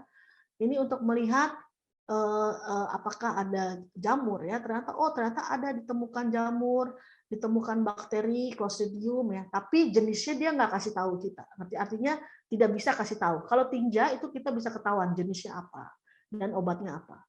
Dan kalau darah itu juga ada dari kalau kita ngecek IgG food allergy yang 208 makanan yang kita bisa bonus dapat pemeriksaan tinja. Ini anaknya wah Candida jamurnya banyak banget ya, umur 5 tahun ya. Nah, ini pemeriksaan itu ya kalau yang tes food alergi ini makanannya ini semua ya. Lumayan sih bisa membantu Bapak Ibu untuk lihat dia alerginya apa aja ya. Bisa bantu. Tapi ada juga saya mau kasih note aja. Memang kayaknya kok kenapa ya ada orang tua bilang gini. Saya tuh udah nggak makan, udah nggak kasih susu, udah nggak kasih tepung, tapi masih aja dia bermasalah. Berarti masih ada yang bahan makanan yang nggak cocok. Jadi cuman ini aja gluten free, casein free nggak cukup. Kita harus perhatiin lagi diet individual. Namanya rotasi eliminasi. Saya ngelasin rotasi eliminasi mungkin nggak cukup hari ini ya. Jadi mungkin lain kali kalau Sabiru mau undang lagi boleh ya jelasin tentang rotasi eliminasi. Tapi artinya gini loh, pantas aja banyak orang bilang juga, banyak penelitian bilang nggak ada gunanya tuh diet sama aja. Susah ya mengadakan penelitian untuk anak autis untuk makanan itu susah. Karena syarat penelitian apa? Grup yang satu dengan grup yang kedua itu harus diperlakukan sama. Sementara individu itu tidak sama. Yang satu misalnya ada yang alergi sawi, yang satu alergi labu, yang satu alergi kacang panjang misalnya. Jadi sangat-sangat individual. Extraneous variabelnya sangat banyak. Jadi variabel pengganggunya sangat banyak kalau yang meneliti penelitian, yang mengerti penelitian. Jadi sulit untuk mendapatkan hasil yang bagus kecuali extraneous variabelnya dikontrol. Gitu. Ya. Nah, ini contoh studi kasus aja ya. Kita memang sebaiknya studi kasus ya. Orang terapi behavior aja penelitiannya single subject design, satu-satu anak gitu yang dinilai. Karena memang individu ya. Jadi ini contoh studi kasus. Anak ini ada di luar negeri dia memang kita bayangin gini. Ada satu anak datang ke dokter. Dia punya masalah perilaku, punya masalah dengan di sekolah dia jelek, nggak bisa mengikuti sekolah. Dia tulisan dia jelek kayak gini ya, anjur-anjuran gini ya. Terus dia ada asma, dia ada alergi, dia ada alergi makanan, dia ada postnasal drip ya, jadi alergi di belakang sininya kelihatan. Ada eksim, ada dermatitis, ada sakit perut, ada pusing, ada nggak bisa tidur, ada kram otot, ada gatel di anus, ada cemas, ada rakus makan karbohidrat. Dia sensitif terhadap suara keras atau bau. Terus dia juga anak ini dia ada masalah, ada riwayat pemakaian antibiotik terus-menerus karena sering infeksi telinga. Kemudian dia senang sekali makan makanan junk food, ya. Kemudian dia kering kulitnya. Nah, kalau ada anak yang datang ke dokter dengan ini, apa yang dokter berikan? Akan dikasih setumpuk obat. dikasih obat anti alergi, dikasih obat asma, dikasih steroid, dikasih obat lambung, dikasih obat ngilangin sakit, dikasih obat penenang. Ini semua obatnya. Tapi sebenarnya ini cuma mengobati gejala. Seharusnya yang kita lakukan adalah penyebabnya. Kenapa dia bisa begini? Kenapa dia bisa hiperaktif? Kenapa dia bisa nggak fokus? Lakukan, makanya biomedical terapi dokter itu adalah diberikan diet, dijaga makanannya, dihilangkan gluten, kasein, alergi makanan lain, dikasih saluran cernanya dibersihin, dikasih probiotik, dikasih kalau ada jamur diobatin dan lain-lain, dihilangin tuh logam berat kayak timbal dan lain-lain, terus dioptimalkan, dibagusin tuh gizi anaknya. Hasilnya apa? Dari yang tulisannya jelek, jadi dia karena dia udah bagus, udah clear, artinya pikirannya, otaknya, jadi nulisnya juga jadi lebih bagus. Ya, coba lihat ya anak-anak Bapak Ibu ya, kalau tulisannya jelek pasti dia nggak bisa pikir. Ya. Nah ini aduh ini saya cepet aja ya karena ini banyak banget ya. Jadi yang penting harus kita catat makanannya, food diary ya. Diet itu harus benar-benar 100%. 100% itu adalah tidak mengkonsumsi sama sekali. Jangan bilang begini, dok bocor dok, oke, bocornya apa? Indomie dok, oke. Berapa banyak bocornya? 1 mangkok dok, itu bukan bocor, itu lapar, ya. Jadi kalau bocor itu dia misalnya ngambil sedikit, tapi itu juga jangan, karena apa? Efek hilangnya racun dari susu, contohnya kasein, itu 6 minggu. Dari tepung terigu, itu efek hilangnya 8 minggu. Jadi kalau tiap minggu dibocorin, artinya kasihan deh jalan-jalan ke mall tiap minggu dikasih donat. Itu artinya sama sekali nol. Nggak diet sama sekali. Jadi anak itu ibaratnya kayak gelas. Berisi air putih yang berisi dengan tinta. Jadi masih butek. Jadi kalau misalnya kita udah bersihin, udah nggak butek lagi, ya. Jadi kalau tadi masih butek ya ditetesin tinta, itu tetap butek, artinya tetap sama aja. Jadi kalau misalnya belum bersih dietnya, mau jarang sekali-sekali didietin gitu ya, sekali-sekali nggak dikasih makan susu, sama juga bohong, nggak kelihatan bedanya anaknya. Coba anaknya didietkan minimal 3 bulan, benar-benar zero yang berbahaya. Sekalinya kena itu dia misalnya bocor sedikit, langsung kelihatan drastis efeknya. Dia jadi nggak bisa tidur, misalnya contohnya dia jadi lebih hiper, kelihatan. Nanti ibu-ibu juga pada ngerti deh. Jadi saya banyak sekali kalau misalnya kalangan profesional yang menentang diet, sebaiknya tanya sama ibu-ibu yang melaksanakan diet, ya, karena memang diet itu adalah individual. Ya. Jadi hati-hati ini ya, ini cuman saya kasih note aja. Jadi nanti kenapa why-nya itu panjang banget ya. Jadi soya saya tidak anjurkan karena bisa memicu kejang juga soya ya.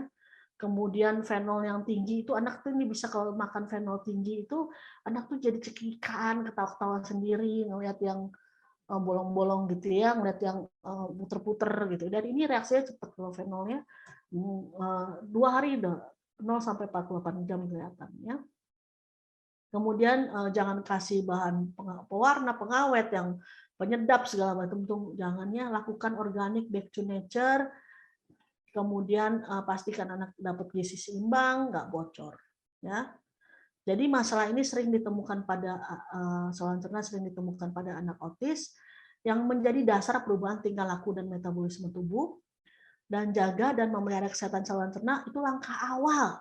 Baru langkah awal. Jadi jangan bilang, dok anak saya udah didietin kok, autisnya masih ada. Itu baru langkah awal Bapak Ibu. Jadi kalau mau lebih baik, 3 yang saya anjurin. Stop racun dari luar. Jaga otaknya, jaga makanannya. Jangan sampai jaga lingkungan, jangan sampai ada yang merusak otaknya. Yang kedua, kasih nutrisi yang cukup. Kalau dia kurang nutrisi, kasih suplemen, kasih obatin tuh segala macam jamurnya, segala macam masalahnya di dalam badan. Kalau itu udah benar, yang maksudnya itu pasti akan lebih baik basicnya. Yang ketiga, terapi harus. Terapi itu untuk melatih stimulus otaknya lagi, diajarin lagi dia dari awal, belajarnya harus. Jadi 3 itu harus jalan. Ya, secepat mungkin, sedini mungkin. Ya. Jadi cara menjaga kesehatannya itu ini tadi 3 itu, ya. Jadi kita mesti mengerti ya, Bapak Ibu sekalian, siapa lagi yang menolong anak-anak ini kalau bukan kita, ya, terutama para orang tua. Mereka itu selalu ada, terutama orang tua harus tahu, harus mengerti apa yang terjadi di badannya, kasihan. Jadi kalau mereka nggak nurut, misalnya nggak mengerti instruksi, mereka marah, itu sebenarnya karena mereka nggak ngerti cara ngomongnya ke kita. Jadi kalau kita balas marah lagi percuma, Bapak Ibu.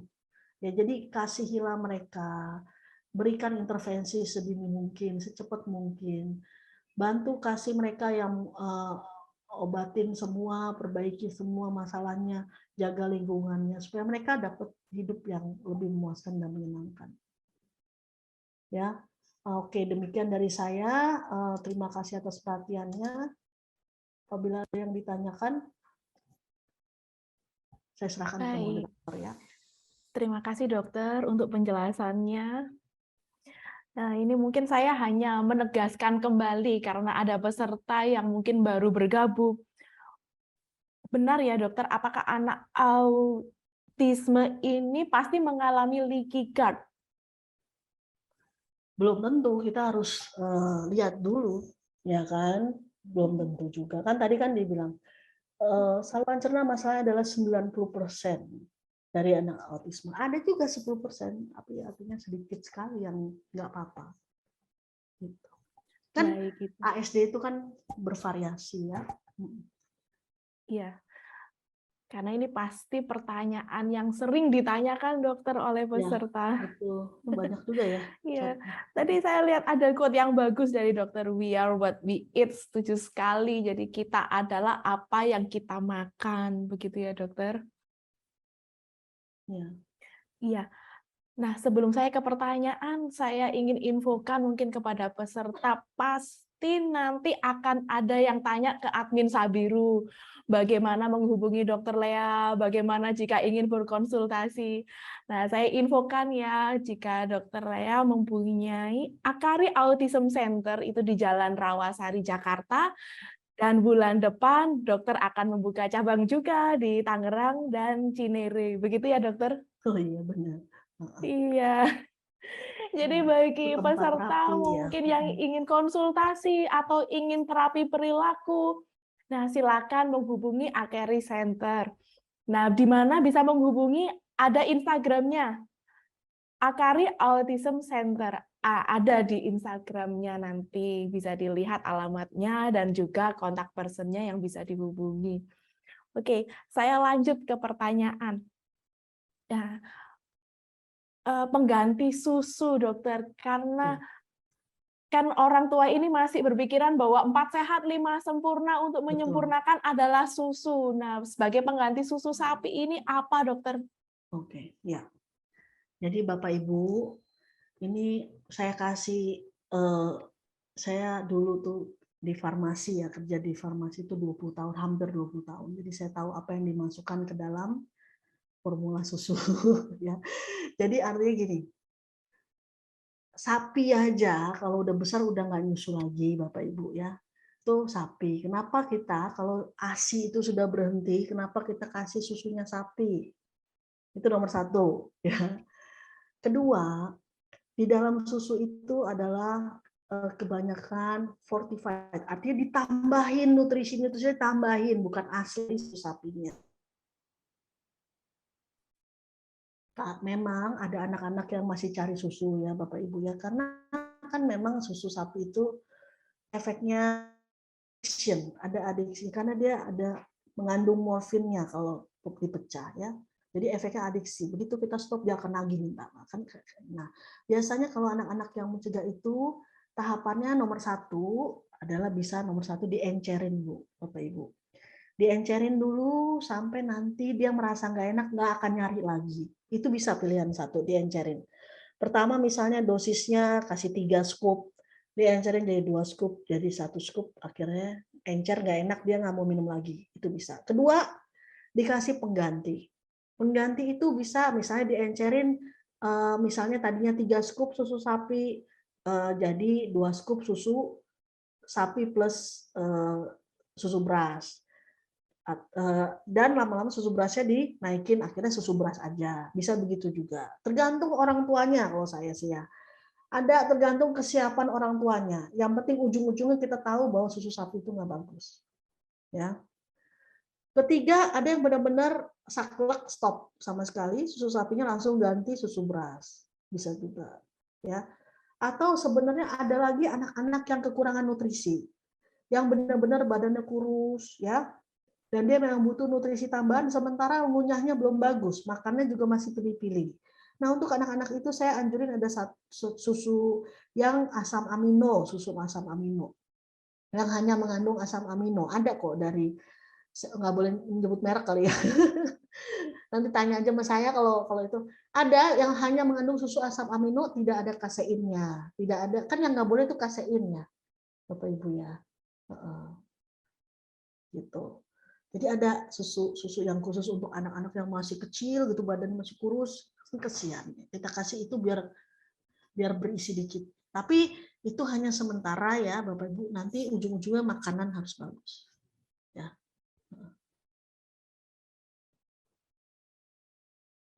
Suaranya, Bu moderator. Iya, dimatikan, maaf. Iya. Selain kasein free juga ada sugar free. Nah, ini ada juga yang bertanya, dokter. Kalau gula tidak boleh, bagaimana dengan gula 0 kalori? Seperti stevia, apakah boleh? Jadi begini, Bapak Ibu ya. Gula itu adalah makanan jamur, ya. Jadi kalau kita banyak dan hal lain adalah gula bisa menimbulkan hiperaktif. Tapi kalau di Indonesia itu kita takutin adalah gula itu makanan jamur. Sementara orang Indonesia adalah pemakan nasi. Nasi itu akan menjadi gula. Sama.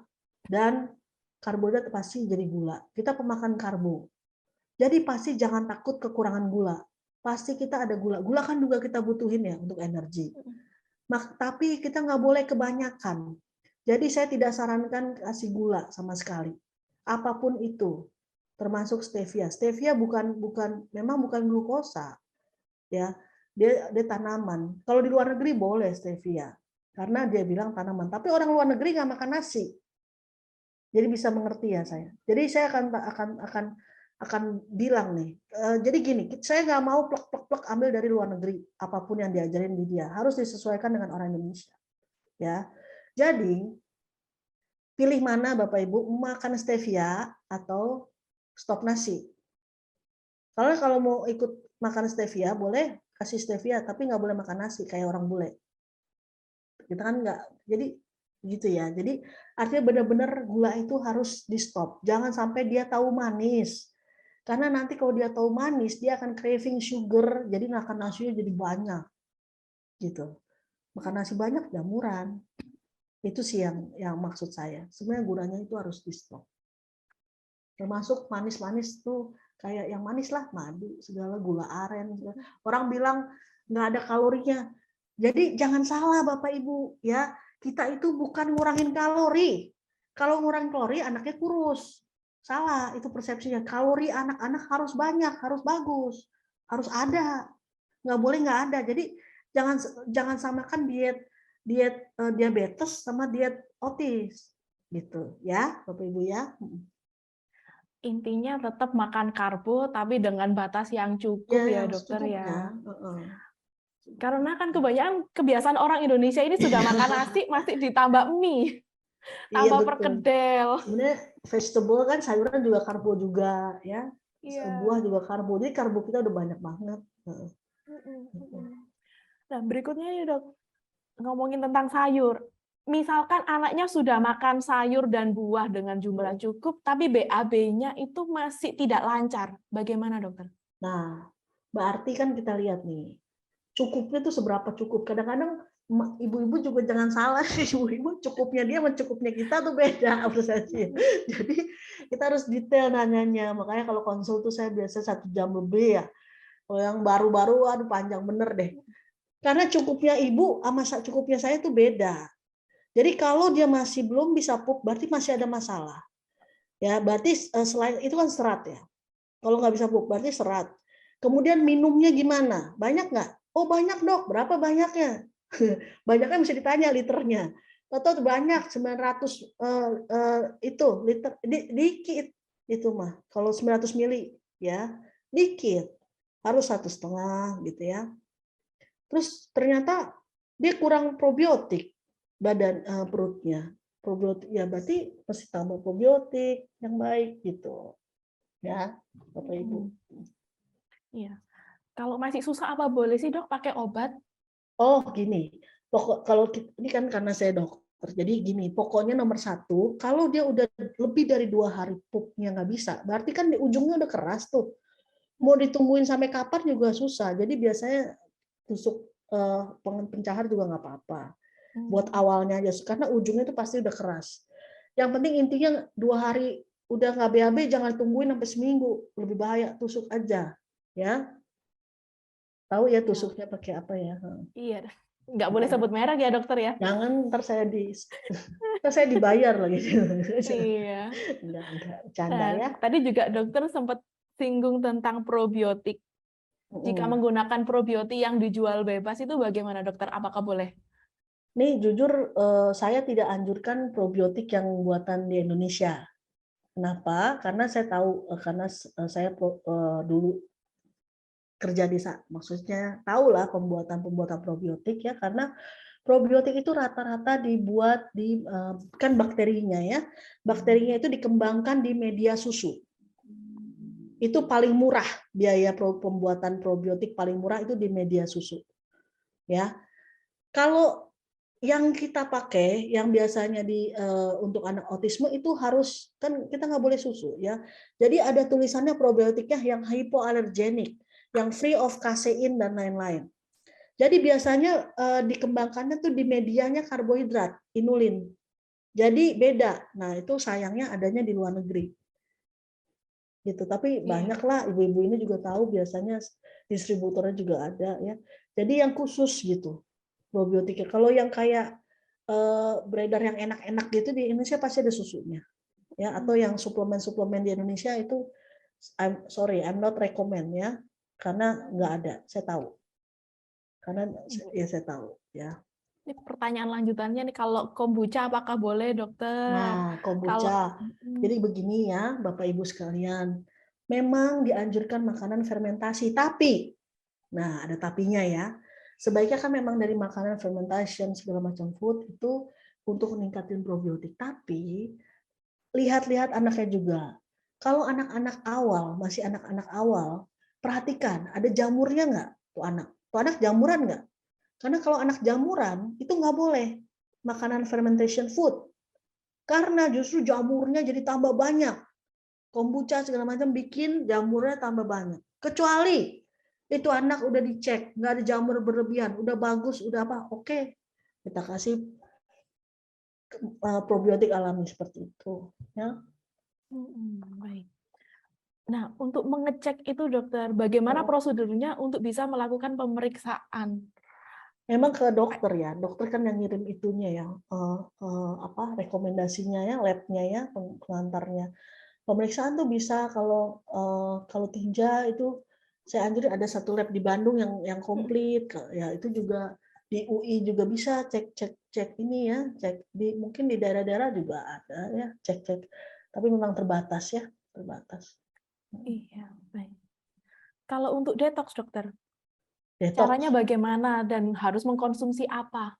Oke, seperti yang saya bilang, detox itu yang alami yang saya usahakan kita harus terus latih ya. 3 itu yang tadi saya bilang. Buang air besar, buang air kecil, keringetan. Nah, itu yang menyangkut itu semua harus diperbaiki. Gimana kita buang air besar bisa lancar? Ya, berarti makanannya harus banyak serat, banyak minum, banyak probiotik kan gitu kan. Terus kencing harus putih. Bagaimana cara membuat kencing putih? Minumnya harus banyak, jangan minum yang aneh-aneh gitu, aneh-aneh yang bikin kencingnya kuning gitu ya. Terus yang ketiga, keringetan. Bagaimana membuat keringetan? Lari, olahraga, berjemur. Olahraga yang membuat keringetan. Itu 3 itu. Harus minum apa?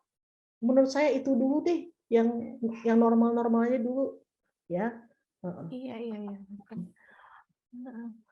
Nah, kalau untuk anak yang picky eater, Nah, dokter bagaimana? picky eater itu biasanya biasanya mereka kekurangan nutrisi zinc. Zincnya harus kita cek, ya. Biasanya kalau picky eater tuh rasanya tuh mulutnya juga nggak enak, orang motornya bermasalah, biasanya sih kurang zinc, ya. Coba cek dulu, ya. Nah, jadi picky eater juga bisa sih, teknik-teknik terapi behavior juga bisa bantu ya supaya anaknya dirayu, dikasih ibunya ikut makan, modeling, ibunya makan juga, enak gitu. Nanti anaknya juga mau, itu juga bisa. Jangan kita nyuapin tuh muka ibunya udah tegang duluan ya, muka ibu tegang, anaknya tegang, udah nggak bisa makan pasti. Jadi ibu harus santai dulu ya, ibu bahagia dulu, baru anaknya akan lebih baik pasti. Ya. Iya. Karena biasanya orang tua itu kan bingung, ini makanan yang dilarang banyak, nggak boleh Iya, ini, nggak stres boleh duluan itu, ya, anaknya suka santai ini. aja Bu. Iya. Nikmatin aja. Ini Iya, mukanya karena udah kan stres semua makanan. yang ada ini. Mukanya muka stres, tenang-tenang aja, nggak apa-apa. Banyak yang seperti ibu kok, ya. Jadi Iya. harus. Karena banyak tadi saya baca di chat, kalau anaknya sudah diet ketat, sudah diet kasihin free, gluten free, soya free, udah fenol, tapi perilakunya masih tidak Nah, ada perubahan. itu kita harus evaluasi lagi, ya Ibu ya. Banyak sekali saya temuin itu. Pernah nggak Ibu evaluasi? Cari profesional yang bisa diskusi sama Ibu. Apa sih? Itu pasti ada.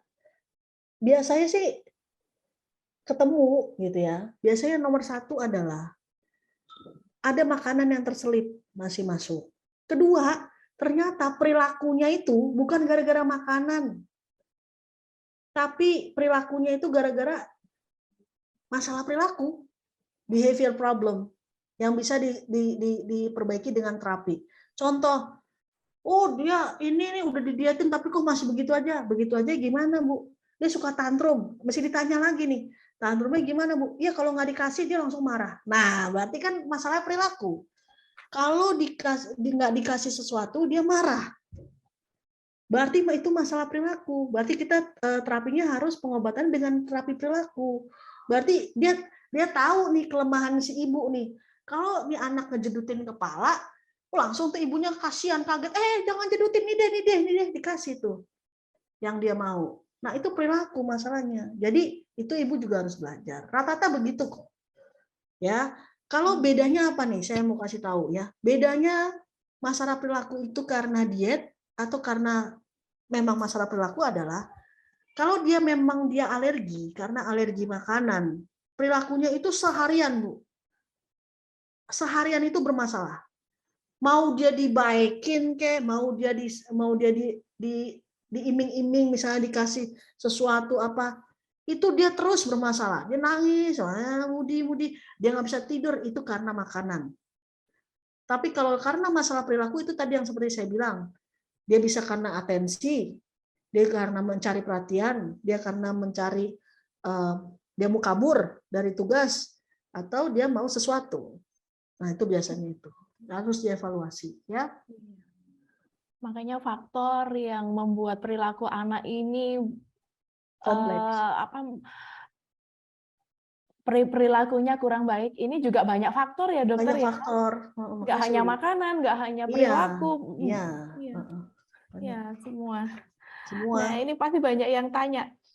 Kalau ingin konsultasi tentang perilaku, bagaimana ke Akari Autism Center ini? Ya, ada kok di web. Itu apa? Ada terapi Google perilaku aja, di Google. sana. Nanti ada itunya ya. Iya. Nah, ini berikutnya ada pertanyaan. Saya juga sering keluar kota kok. Biasanya saya suka jalan-jalan soalnya. Nanti mau ke Makassar nih. Nanti Makassar, Palu. Nah, mungkin parents yang ada di Makassar boleh dicari ini infonya, Iya, gimana bisa karena ketemu Dokter heeh, Lea di sana. karena saya tahu ya, jadi ibu-ibu ini kan susah naik pesawat ya. Kalau nungguin, ada loh pasien saya yang udah beli tiket, udah mau naik pesawat, begitu di pesawat tuh anak nggak bisa masuk pesawat, batal, kesian. Ya, jadi nanti saya datengin aja. Iya, Dokter. Nah, Dokter, pertanyaan berikutnya ini, apakah benar vaksin rubella itu bisa menyebabkan anak menjadi autis? Vaksinnya. Jadi begini, pada anak-anak tertentu ya, yang bermasalah dengan daya tahan tubuh. Saya mau kasih gambarannya begini. Bukan berarti nggak ada anak yang seperti yang bereaksi terhadap vaksin, ada anak yang jadi turun setelah vaksin ada. Tapi nggak semua. Kenapa? Anak-anak yang tertentu aja. Jadi rata-rata kan MMR ya, 3, mumps, measles, rubella. Jadi ada anak-anak yang nggak kuat langsung masuk 3 virus hidup sekaligus. Kalau sistem imunnya dia masih lemah, kebingungan, kaget, jadi bereaksinya jadi turun, regresi. Ada yang begitu. Nah, penyebabnya juga masih belum diketahui. Memang secara penelitian, dari ribuan anak yang divaksin, cuman sedikit lah yang kena autism. Tapi kita harus hati-hati. Jadi kita mesti lihat anak kita, ya. Anaknya kalau divaksin itu pastikan, makanya sekarang dokter-dokter kayaknya juga udah ngerti ya, artinya udah bagus ya. Jadi syarat vaksin itu harus anaknya sehat, nggak boleh panas-panas dikit divaksin, lagi anget-anget dikit lagi. Jadi anaknya harus sehat bener, harus bebas obat-obatan antibiotik, harus minum dikasih multivitamin, vitamin yang banyak dulu supaya daya tahan tubuh bagus, baru bawa vaksin. Gitu. Tapi kalau dulu dia ada riwayat reaksi buruk dengan vaksin atau ada saudaranya reaksi buruk dengan vaksin, itu harus hati-hati sekali. Tanya sama dokter yang menangani Bapak Ibu, anak-anak Bapak Ibu ya. Iya, karena kan spektrum autis ini penyebabnya apa, yang pasti itu belum bisa diketahui ya dokter ya. Jadi kita yang penting sebagai orang tua bisa paham anaknya, ya tahu. paham sendiri anaknya. Betul dok. Nah, ini pertanyaan berikutnya dokter.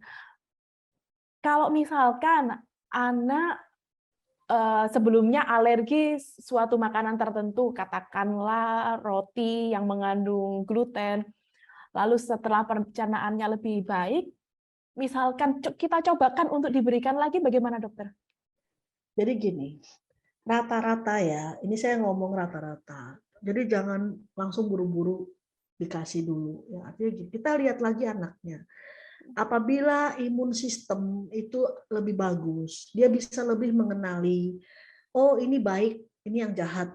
Jadi dia makanan dia bisa lebih terima, dia tidak perlu lagi diet. Jadi biasanya pada anak-anak yang udah besar, yang udah dewasa, udah besar, biasanya sudah tidak perlu diet lagi. Ya.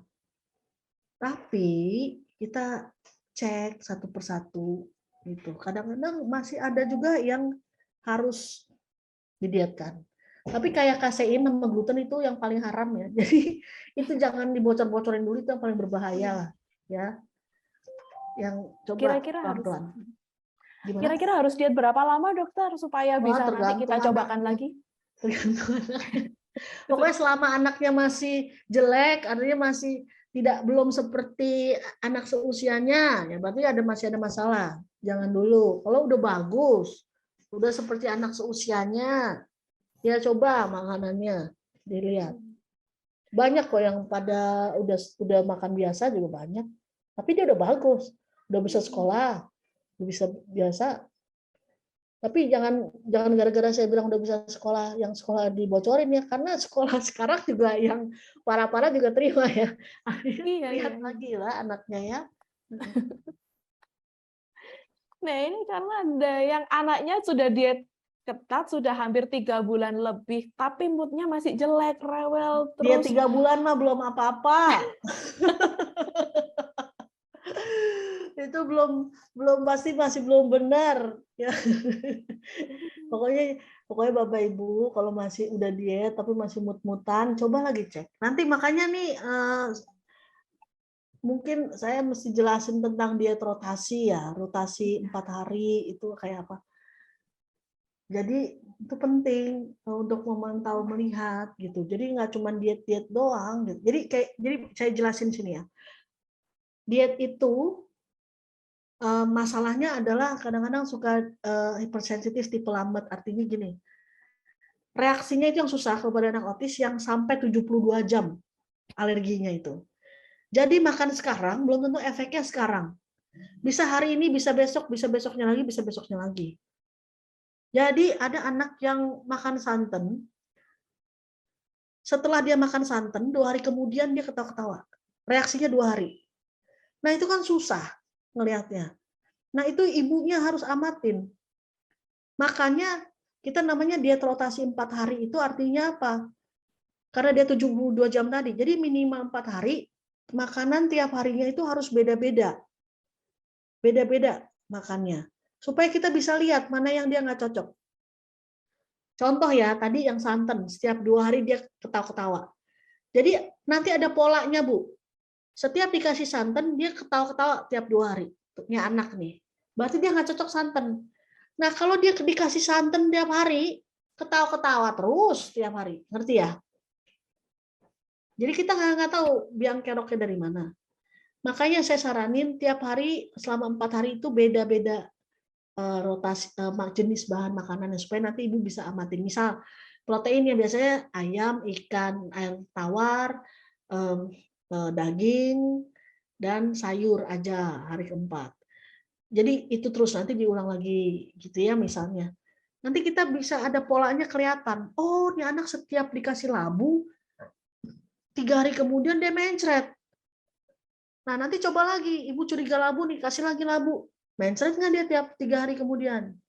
Nah, kadang-kadang itu yang kita suka lupa. Makanya dicatat, Bu. Ya. Food diary itu penting pencatatannya ya. Pencatatan makanan itu nggak cuma makanannya doang, tapi juga buang air besarnya, tidurnya gimana, tingkah lakunya gimana. Jadi nanti ibu bisa amatin kalau ibu catat cuma makanan doang itu namanya catatan belanjaan. Ya, jadi makanannya, terus reaksi dia apa hari itu, makanannya, reaksi dia apa hari itu, makanannya, reaksi dia apa itu. Ibu catat terus, nanti ibu bisa ketemu pola, karena nanti lupa kalau dia reaksi 3 hari, makan apa ya dia kemarin ya, lupa kalau nggak dicatat. Iya. Ya. Betul. Dokter, mungkin boleh dibantu ditayangkan kembali. Tadi ada food diaries di presentasinya dokter, ada yang iya. beberapa ketinggalan. Ini kayak gini contohnya. Nah, ini tadi ya. Nih misalnya, ini misal doang, jangan diikutin ini ntar dibilang dokter Lea suruh kasih makanan harus beras coklat gitu. Kalau nggak boleh. Mau beras apa aja ya boleh ya. Jadi berasnya harus catat hari pertama, kedua, ketiga, keempat. Ini contoh doang ya. Proteinnya apa ya. Terus proteinnya misalnya ayam, ikan, daging, sayur, minyaknya. Ini semua makanan dicatat. Terus catat nih buang air besarnya, buang air kecilnya, tingkah lakunya, tidurnya, suplemennya apa, kegiatan anak apa. Misalnya nih, kok dia di hari ini kok dia marah-marah mulu ya. Kenapa ya? Nah, lihat makan apa hari itu. Kalau misalnya hari itu ibu nggak curiga apa-apa makanannya, berarti lihat kemarinannya makan apa. Misalnya kemarinannya nggak curiga makanan apa-apa, misalnya ini biasanya juga dikasih ikan gurame juga nggak apa-apa nih, kasih labu siam juga baik-baik aja, berarti bukan gara-gara hari ini. Lihat makanan kemarinannya. Misal kemarinannya lagi, oh saya kasih kailan nih, gitu ya. Nah, ibu curiga kailan deh. Nah, ibu kasih lagi tuh kailan 4 hari berikutnya. Nanti lihat reaksinya 2 hari kemudian dia marah-marah lagi nggak? Gitu. Jadi nanti ada polanya. Ya. Mungkin Dan perlu tiap anak-anak tuh berbeda ya dokter ya. Jadi ya, nggak bisa anak yang satu cocok, nggak ini yang bisa. lain enggak. Makanya kadang-kadang ibu-ibu juga jangan ikut-ikutan sama ibu-ibu yang lain ya. Jadi ada ibu-ibu penakut nih, aduh kenapa nggak makan, saya nggak mau dok makan buncis dok, nggak bisa dok buncis, kenapa? Soalnya ibu-ibu yang itu bilang anaknya habis makan buncis terkencing-kencing, anak ibu terkencing-kencing nggak? Enggak, ya udah makan aja ya. Terus nomor satu gini, kan makanan anak-anak ini udah terbatas ya, terbatas artinya sedikit lah jenisnya yang relatif aman. Jadi jangan sampai bahan makanan itu masuk, nggak bisa masuk, nggak bisa dimakan kalau karena anaknya nggak mau, ya nggak boleh tuh. Jadinya semua bahan makanan yang udah diperbolehkan, caranya bagaimanapun itu harus masuk ke anak. Mau anaknya dirayu kek, mau dibentuk gimana kek, model makanannya kek. Contoh ya, ada anak yang nggak suka buah sayur, terus anaknya ibunya nggak ngasih, nggak boleh tuh. Buah sayur harus masuk. Misalnya nih untuk pengenalan teksturnya, digoreng dulu tuh buahnya, sayurnya digoreng dulu boleh, nggak ada masalah. Nanti lama-lama baru dikasih yang buah benernya. Atau buahnya di jus, dibikin es batu, jadi es, dijilat-jilat. Jadi yang penting dia tahu teksturnya dulu. Nanti lama-lama kita rubah jadi buah benerannya. Gitu. Ya. Nah, dokter, kalau anak nggak mau makan nasi, bagaimana dokter? Bisa diganti Yang apa? penting gini ya, kalau misalnya ada satu yang dia nggak suka, yang penting kita tahu misalnya nasi kan karbohidrat, ya udah cari aja. Misalnya mungkin bentuknya dia nggak suka, ya cari aja. Yang penting dia masuk karbohidratnya. Misalnya bihun beras kan karbohidrat juga. Bihun, oh dia nggak mau nasi tapi mau bihun, ya udah bihun. Kue tiaw beras misalnya. Atau berasnya dibikin rengginang. Rengginang dia mau, kan sebenarnya asupannya sama aja. Nggak Sebenarnya apa-apa ya rengginang dokter? mau, nasi nggak mau, kan makan nasi juga itu rengginang. Iya, iya. Ya, Soalnya kan orang Indonesia kalau nggak makan nasi tuh kayak nggak makan dokter. itu emaknya kalau yang penting Iya. anaknya kan masih oke. Yang penting berat badan nggak boleh turun, nggak boleh berendah dari normal, nggak boleh. Ya, itu Iya. berbahaya tuh kalau udah kayak gitu. Ya, anak Tadi nggak di boleh pendek, berarti ada masalah. Gimana? Tadi di kolom food diaries kan ada tulisan suplemen dokter. Nah, ini kapan dirasa butuh suplemen tambahan dan suplemen apa aja? Kalau pengalaman saya sih biasanya sih setiap anak ASD pasti butuh suplemen ya, biasanya. Ya jarang banget yang nggak butuh. Ya basic-basic suplemen ya biasanya standar ya, kalsium karena udah dia tetap butuh kalsium tapi udah nggak minum susu, kalsium, zinc biasanya. Nah itu tapi untuk pastinya memang harus cek laboratorium, lab ya, cek lab ya. Karena untuk pastinya perlu dosis berapa, itu Iya. cek lab Iya. Bapak Ibu. Karena ada beberapa orang tua yang saking inginnya anaknya ini bisa jadi lebih baik gitu. Semua suplemen yang katanya ibu-ibu yang lain bagus itu dimasukkan gitu dokter. Ya, Jadi bisa sehari minum 10 macam suplemen gitu. Gimana dokter? ya. Yang penting gini, kalau minum suplemen, cek selalu setiap 3 sampai 6 bulan fungsi ginjal, fungsi hati ya. Di Prodia di lab mana aja bisa ya, fungsi ginjal, fungsi hati. Yang penting bagus is okay. Karena gini loh, suplemen nutrisi kan, sebenarnya nutrisi tambahan. Biasanya diminum lama itu nggak masalah, karena kan dia ada di dalam badan. Contoh zinc itu kan ada dalam badan kita, kalsium ada dalam badan. Yang berbahaya, yang merusak ginjal hati itu kalau zat kimia, contoh antibiotik, obat-obat kimia lainnya, itu nggak boleh lama-lama. Jadi fungsi ginjal itu ngeluarinnya detoksnya berat ginjalnya. Tapi kalau suplemen relatif ini udah ada di badan, jadi dia ginjal santai gitu kerjanya, hati nggak berat, jadi relatif aman itu sih ya. Jadi memang udah biasa kok kalau anak ASD minum suplemen banyak. Oh gitu. Memang biasanya mereka kekurangan, harus ekstra. Udah makannya susah, nggak mau makan, nggak bisa menyerap, biasa harus ekstra nutrisi. Gitu. Kalau Nah, enzim, dokter, ya enzim bagaimana? salah satunya untuk membantu pencernaan bisa. Nah, yang saya mau kasih tips nih, hati-hati kalau pemilihan suplemen ya. Kadang-kadang suka banyak sekali yang memanfaatkan ibu-ibu, bapak ibu sekalian ya, anak berkebutuhan khusus untuk anak otis kasih ini biar pinter. Bullshit saya bilang ya. Jadi nggak ada satu obat pun yang bikin teng langsung hilang, nggak bakal ada ya. Perhatiin nomor satu komposisi dari suplemennya. Kan bapak ibu sekalian kan nggak makan susu, anak-anaknya nggak susu, nggak itu. Jadi harus di belakangnya harus ada tulisannya free of casein, free of sugar, free of gluten gitu ya. Kadang-kadang ada tuh suplemen free, bebas kasein, bebas kasein, kasein free. Tapi ternyata gluten free gitu, tulisan di depan gede-gede. Tapi begitu di belakang di komposisinya mengandung soya. Nggak boleh, jangan. Itu namanya terselubung. Nanti bereaksi juga. Iya, iya. Soya bikin kejang, jangan. Ya. Dokter, untuk mengevaluasi anak yang mengalami alergi atau tidak butuh berapa hari, Dok? Mengevaluasi maksudnya? Hmm, Maksudnya saya juga kurang paham ini, per Dokter. hari. Untuk mengevaluasi anak yang mengalami alergi.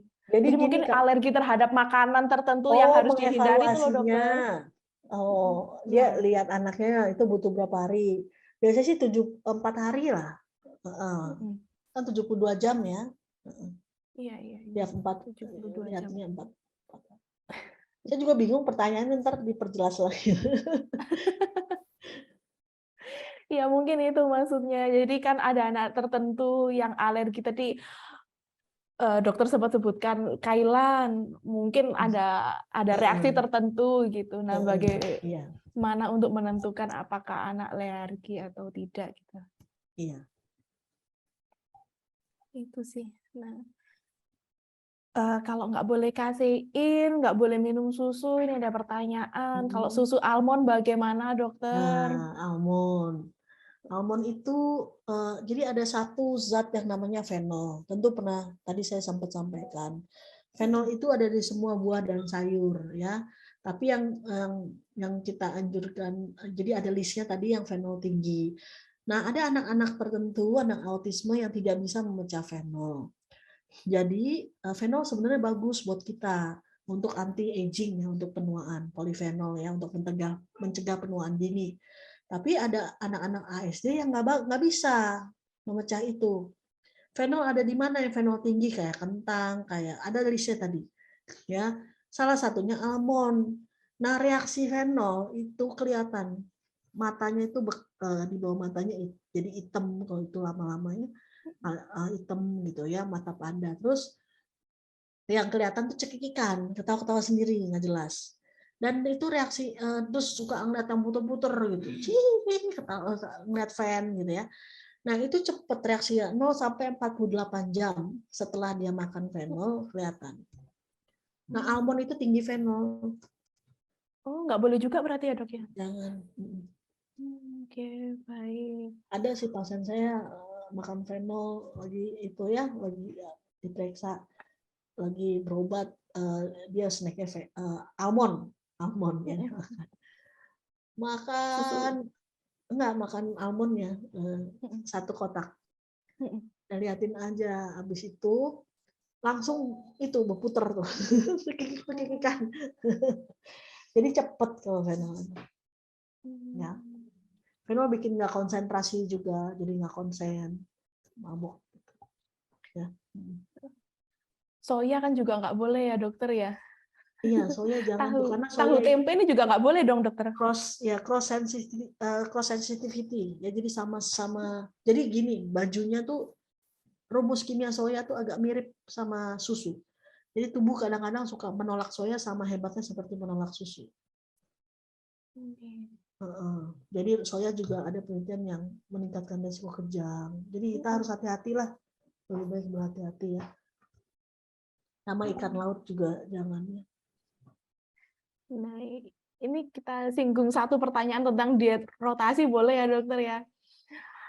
Anak saya oke, nggak apa-apa makan jambu putih. Nah, apakah tetap harus ikuti rotasi 4 hari baru boleh makan jambu Betul, putih lagi, ya. atau boleh tidak hari ini makan jambu putih, besok makan jambu putih lagi? Sebaiknya jambu jangan sering-sering, ya 4 hari sekali aja cukup. Ada juga yang rotasi begini, hari ini jambu putih, besok jambu merah, besok jambu kristal, besok jambu. Jadi kan jambu semua, ulang terus tuh. Jambu itu mengandung tinggi oksalat, ya. Ada anak-anak yang tidak bisa memecah oksalat. Jadi oksalat itu kayak kristal, tajam-tajam ya. Jadi anaknya kencing-kencing, bolak-balik kencing. Coba perhatiin anak-anak yang kencing-kencingnya banyak, sering-sering kencing. Itu kebanyakan makan oksalat, ya. Itu udah ke dokter urologi nggak bakal tahu ini. Ada yang sampai dicek sampai USG segala nggak kenapa-napa. Stop makan tinggi oksalat ya. Nanti kalau itu kelamaan tuh jadi kristal, kencing jadi batu oksalat, kencing batu nanti ya, batu ginjal. Tapi itu kalau yang lama. Itu juga pada orang-orang vegetarian itu juga sering terjadi ya. Kebanyakan oksalat jadi kristal, oksalat jadi batu ginjal. Ya. Berarti termasuk beberapa sayuran yang tinggi oksalat itu juga Betul. sebaiknya dihindari ya dokter ya? Bukan kalau dia nggak kenapa-napa nggak apa-apa kasih, cuman jangan keseringan, jangan, kan ada kadang-kadang ibu-ibu berlebihan ngasihnya. Gara-gara dia cocok tuh dikasih itu terus. Divariasiin, makan tuh harus variasi. Sering-sering coba puter yang lain. Masukin makanan baru terus, jangan itu lagi saking ketakutannya. Jadi itu lagi. Numpuk lama-lama ya. Iya. Ini mulai banyak yang pusing sepertinya, Pusing, dokter. tenang aja. Urusan yang ini boleh, ini nggak boleh belum selesai, masih harus ditambah rotasi, eliminasi. Yang penting ini, Ibu catat aja dulu, Bu. Ibu kalau Ibu belum tahu mana yang boleh, mana yang nggak boleh, ya Ibu catat dulu aja tugasnya. Catat dulu semua apa. Nanti lihat. Kalau bingung baru tanya. Ya. Iya. Uh-uh. Terakhir deh dokter, pesan dokter ini kan memang makanan harus dicatat sedetail mungkin. Tapi saya rasa pasti banyak orang tua yang bingung bagaimana harus mencatatnya dan terkadang nggak sabar dokter. Tadi kan 3 bulan diet ketat kok nggak ada hasil gitu loh. Padahal kan ada juga yang 3 tahun juga nggak ada hasil ya dokter ya. Jadi banyak Gimana yang dokter? berhasil, Bapak Ibu. Banyak yang bisa, yang lain. Jadi rata-rata pada lebih jago dari saya itu ibu-ibu ya. Daripada saya. Mereka kenali anak deh. Lihat, perhatiin anak. Banyak yang bisa. Pasti bisa. Jangan takut dulu. Bisa lah. Gampang kalau udah bisa. Kalau udah tahu, udah ngeliat ngerti anaknya tuh gampang. Ntar juga ada, oh anak saya nggak bisa ini loh, anak saya bisa ini gitu. Nanti jago sendiri kok, ini ibu-ibu ntar juga pada jago kok. Iya. Biasanya. Ya, yang penting niat dulu ya Bu. Iya, yang penting tuh jangan takut dulu. Bisa, tenang aja. Yang penting sabar dan harus konsisten. Jangan sering-sering bocor, begitu ya dokter ya. Jangan bocor, bukan jangan sering. Oh jangan bocor, 100% nggak boleh bocor. Nggak boleh. Jadi gini ya, bayangin Bapak Ibu ya, sedikit itu rusakin organ tubuh, itu tuh ngobatin itu inflamasi dari luka tadi di usus sama di otak itu susahnya minta ampun Bapak Ibu. Berbotol-botol suplemen masih dipakai itu. Bertahun-tahun ngobatinnya. Jadi yang namanya nih ya, dia tuh kadang-kadang gini ya Bu ya. Misalnya, ini anak udah 8 tahun usianya. Baru dia 3 bulan udah ngeluh. Itu racun, itu dari umur 0 sampai 8 tahun udah ngerusak organ tubuh anak-anak Bapak Ibu. Ibu baru dia 3 bulan. Gimana? Nggak bakal bisa. Ya. Jadi terus ada yang nanya lagi. Dia umur 8 tahun baru mulai diet. Diet saya udah lama, Dok, udah setahun. Rusaknya aja udah 8 tahun. Jadi kalau ditanya mau berapa patokannya, 8 tahun baru mulai diet, 8 tahun lagi. Lebih dari 8 tahun Ibu diet kan. Iya. Karena kalau misalnya diet itu cuma mencegah racun loh. Mencegah organnya lebih rusak ya.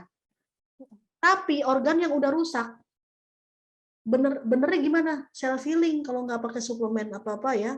Artinya nggak pakai booster apa segala. Self healing artinya sembuh sendiri, nungguin sistem imunnya memperbaiki sendiri, ngerti ya? Jadi diet itu supaya nggak mencegah tambah parah nih lukanya, gitu. Tapi lukanya itu kalau ya makanya kita perlu suplemen supaya memperbaiki lukanya supaya cepat sembuh. Kalau nggak ada dana untuk beli suplemen, berarti mesti tungguin sampai sistem imunnya nyembuhin sendiri, lukanya sembuh sendiri. Contoh deh kita luka, nggak usah dikasih obat apa-apa, gimana nih sembuhnya? Lama cepet, lama.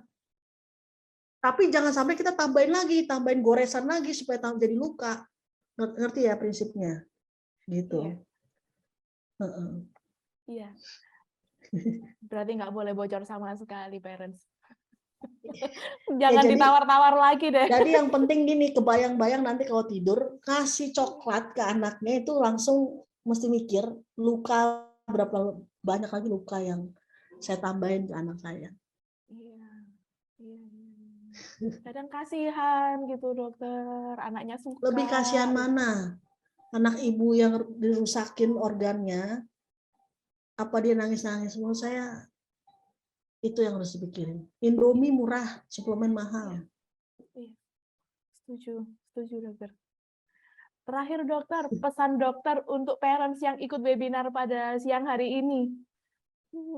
Pesan saya nomor 1, ibu bahagia dulu. Itu nomor 1. Ibu jangan stres, ibu bahagia dulu. Ibu tenangin dulu hati ibu, jangan sedih ya. Jangan stres aja. Ibunya dulu. Dibuat happy. Tenang aja, yang penting ibu pengetahuannya kan sekarang nambah. Nah, satu-satu dulu kita perbaikin, mana yang bisa kita ubah. Ibu bahagia, anak pasti lebih cepat baik. Udah deh, saya 1 deh, ibu bahagia dulu. Ya. Iya, betul. Karena kalau ibu nggak bahagia, mulai juga nggak bakal mau. Mungkin 2 dokter, nggak hanya ibu aja, di sini juga ada bapak-bapak loh. Ibu dan bapak bahagia. Bahagiakan ibu. Itu pesan saya. Kuncinya tuh ibu. Webinar siang hari ini kita semua bahagia kok dokter, bersama dengan dokter Lea. Ya, mukanya nih nggak pada senyum ya. Senyumnya semua saya tunggu ya senyumnya. Iya. Apa ya Bu, nanti tanya. Mari kita lihat senyum bahagia ibu-ibu dan bapak-bapak yang ikut webinar pada siang hari ini. Kita foto bersama dulu. Iya. Boleh dinyalakan kameranya ya. Nanti lihat Facebook saya sih udah penuh ya. Tapi nggak apa-apa, bisa publik. Lihat Facebook saya, Dr. Yulita Lea namanya. Nah itu bisa belajar. Nanti banyak itu di situ ya. Iya, baik. Nanti pasti banyak kok dokter yang tanya ke admin Sabiru, cara menghubungi dokter Lea bagaimana, kalau mau konsul bagaimana. Iya, nggak apa-apa. Bapak Ibu mesti didukungnya, nanti kita bantu ya. Tenang aja. Baik. Kita mulai ya foto bersamanya ya. Oke. Udah ketawa dong sekarang, jangan sedih-sedih. Sekarang udah selesai belajarnya. Masih ada sisa-sisa kesetresan. Oke, 1, 2, 3. Sekali lagi. 1, 2, 3. Banyak, ini ada 500. Ini berapa kali kita foto? Sekali lagi. Ya. Oke, 1, 2, 3. Oke, sudah? Baik. Dokter, saya mewakili Sabiru Indonesia. Terima kasih untuk ilmunya. Ya, Sabiru Indonesia udah mau mengedukasi kita semua ya. Saya sangat ini loh, salut loh ya. Iya, memang tujuan kami ingin orang tua ini bisa menjadi lebih hebat dan juga happy dengan mengikuti webinar-webinar Sabiru Indonesia. Ya, terima kasih parents yang telah mengikuti webinar pada siang hari ini. Mohon maaf apabila ada kesalahan dan juga salah kata dari saya. Iya. Ya, Kita akan bertemu lagi sampai di lain ketemu waktu lain waktu. bersama dengan Dr. Yulita Lea. Terima kasih dan sampai jumpa. Sampai jumpa. Dah.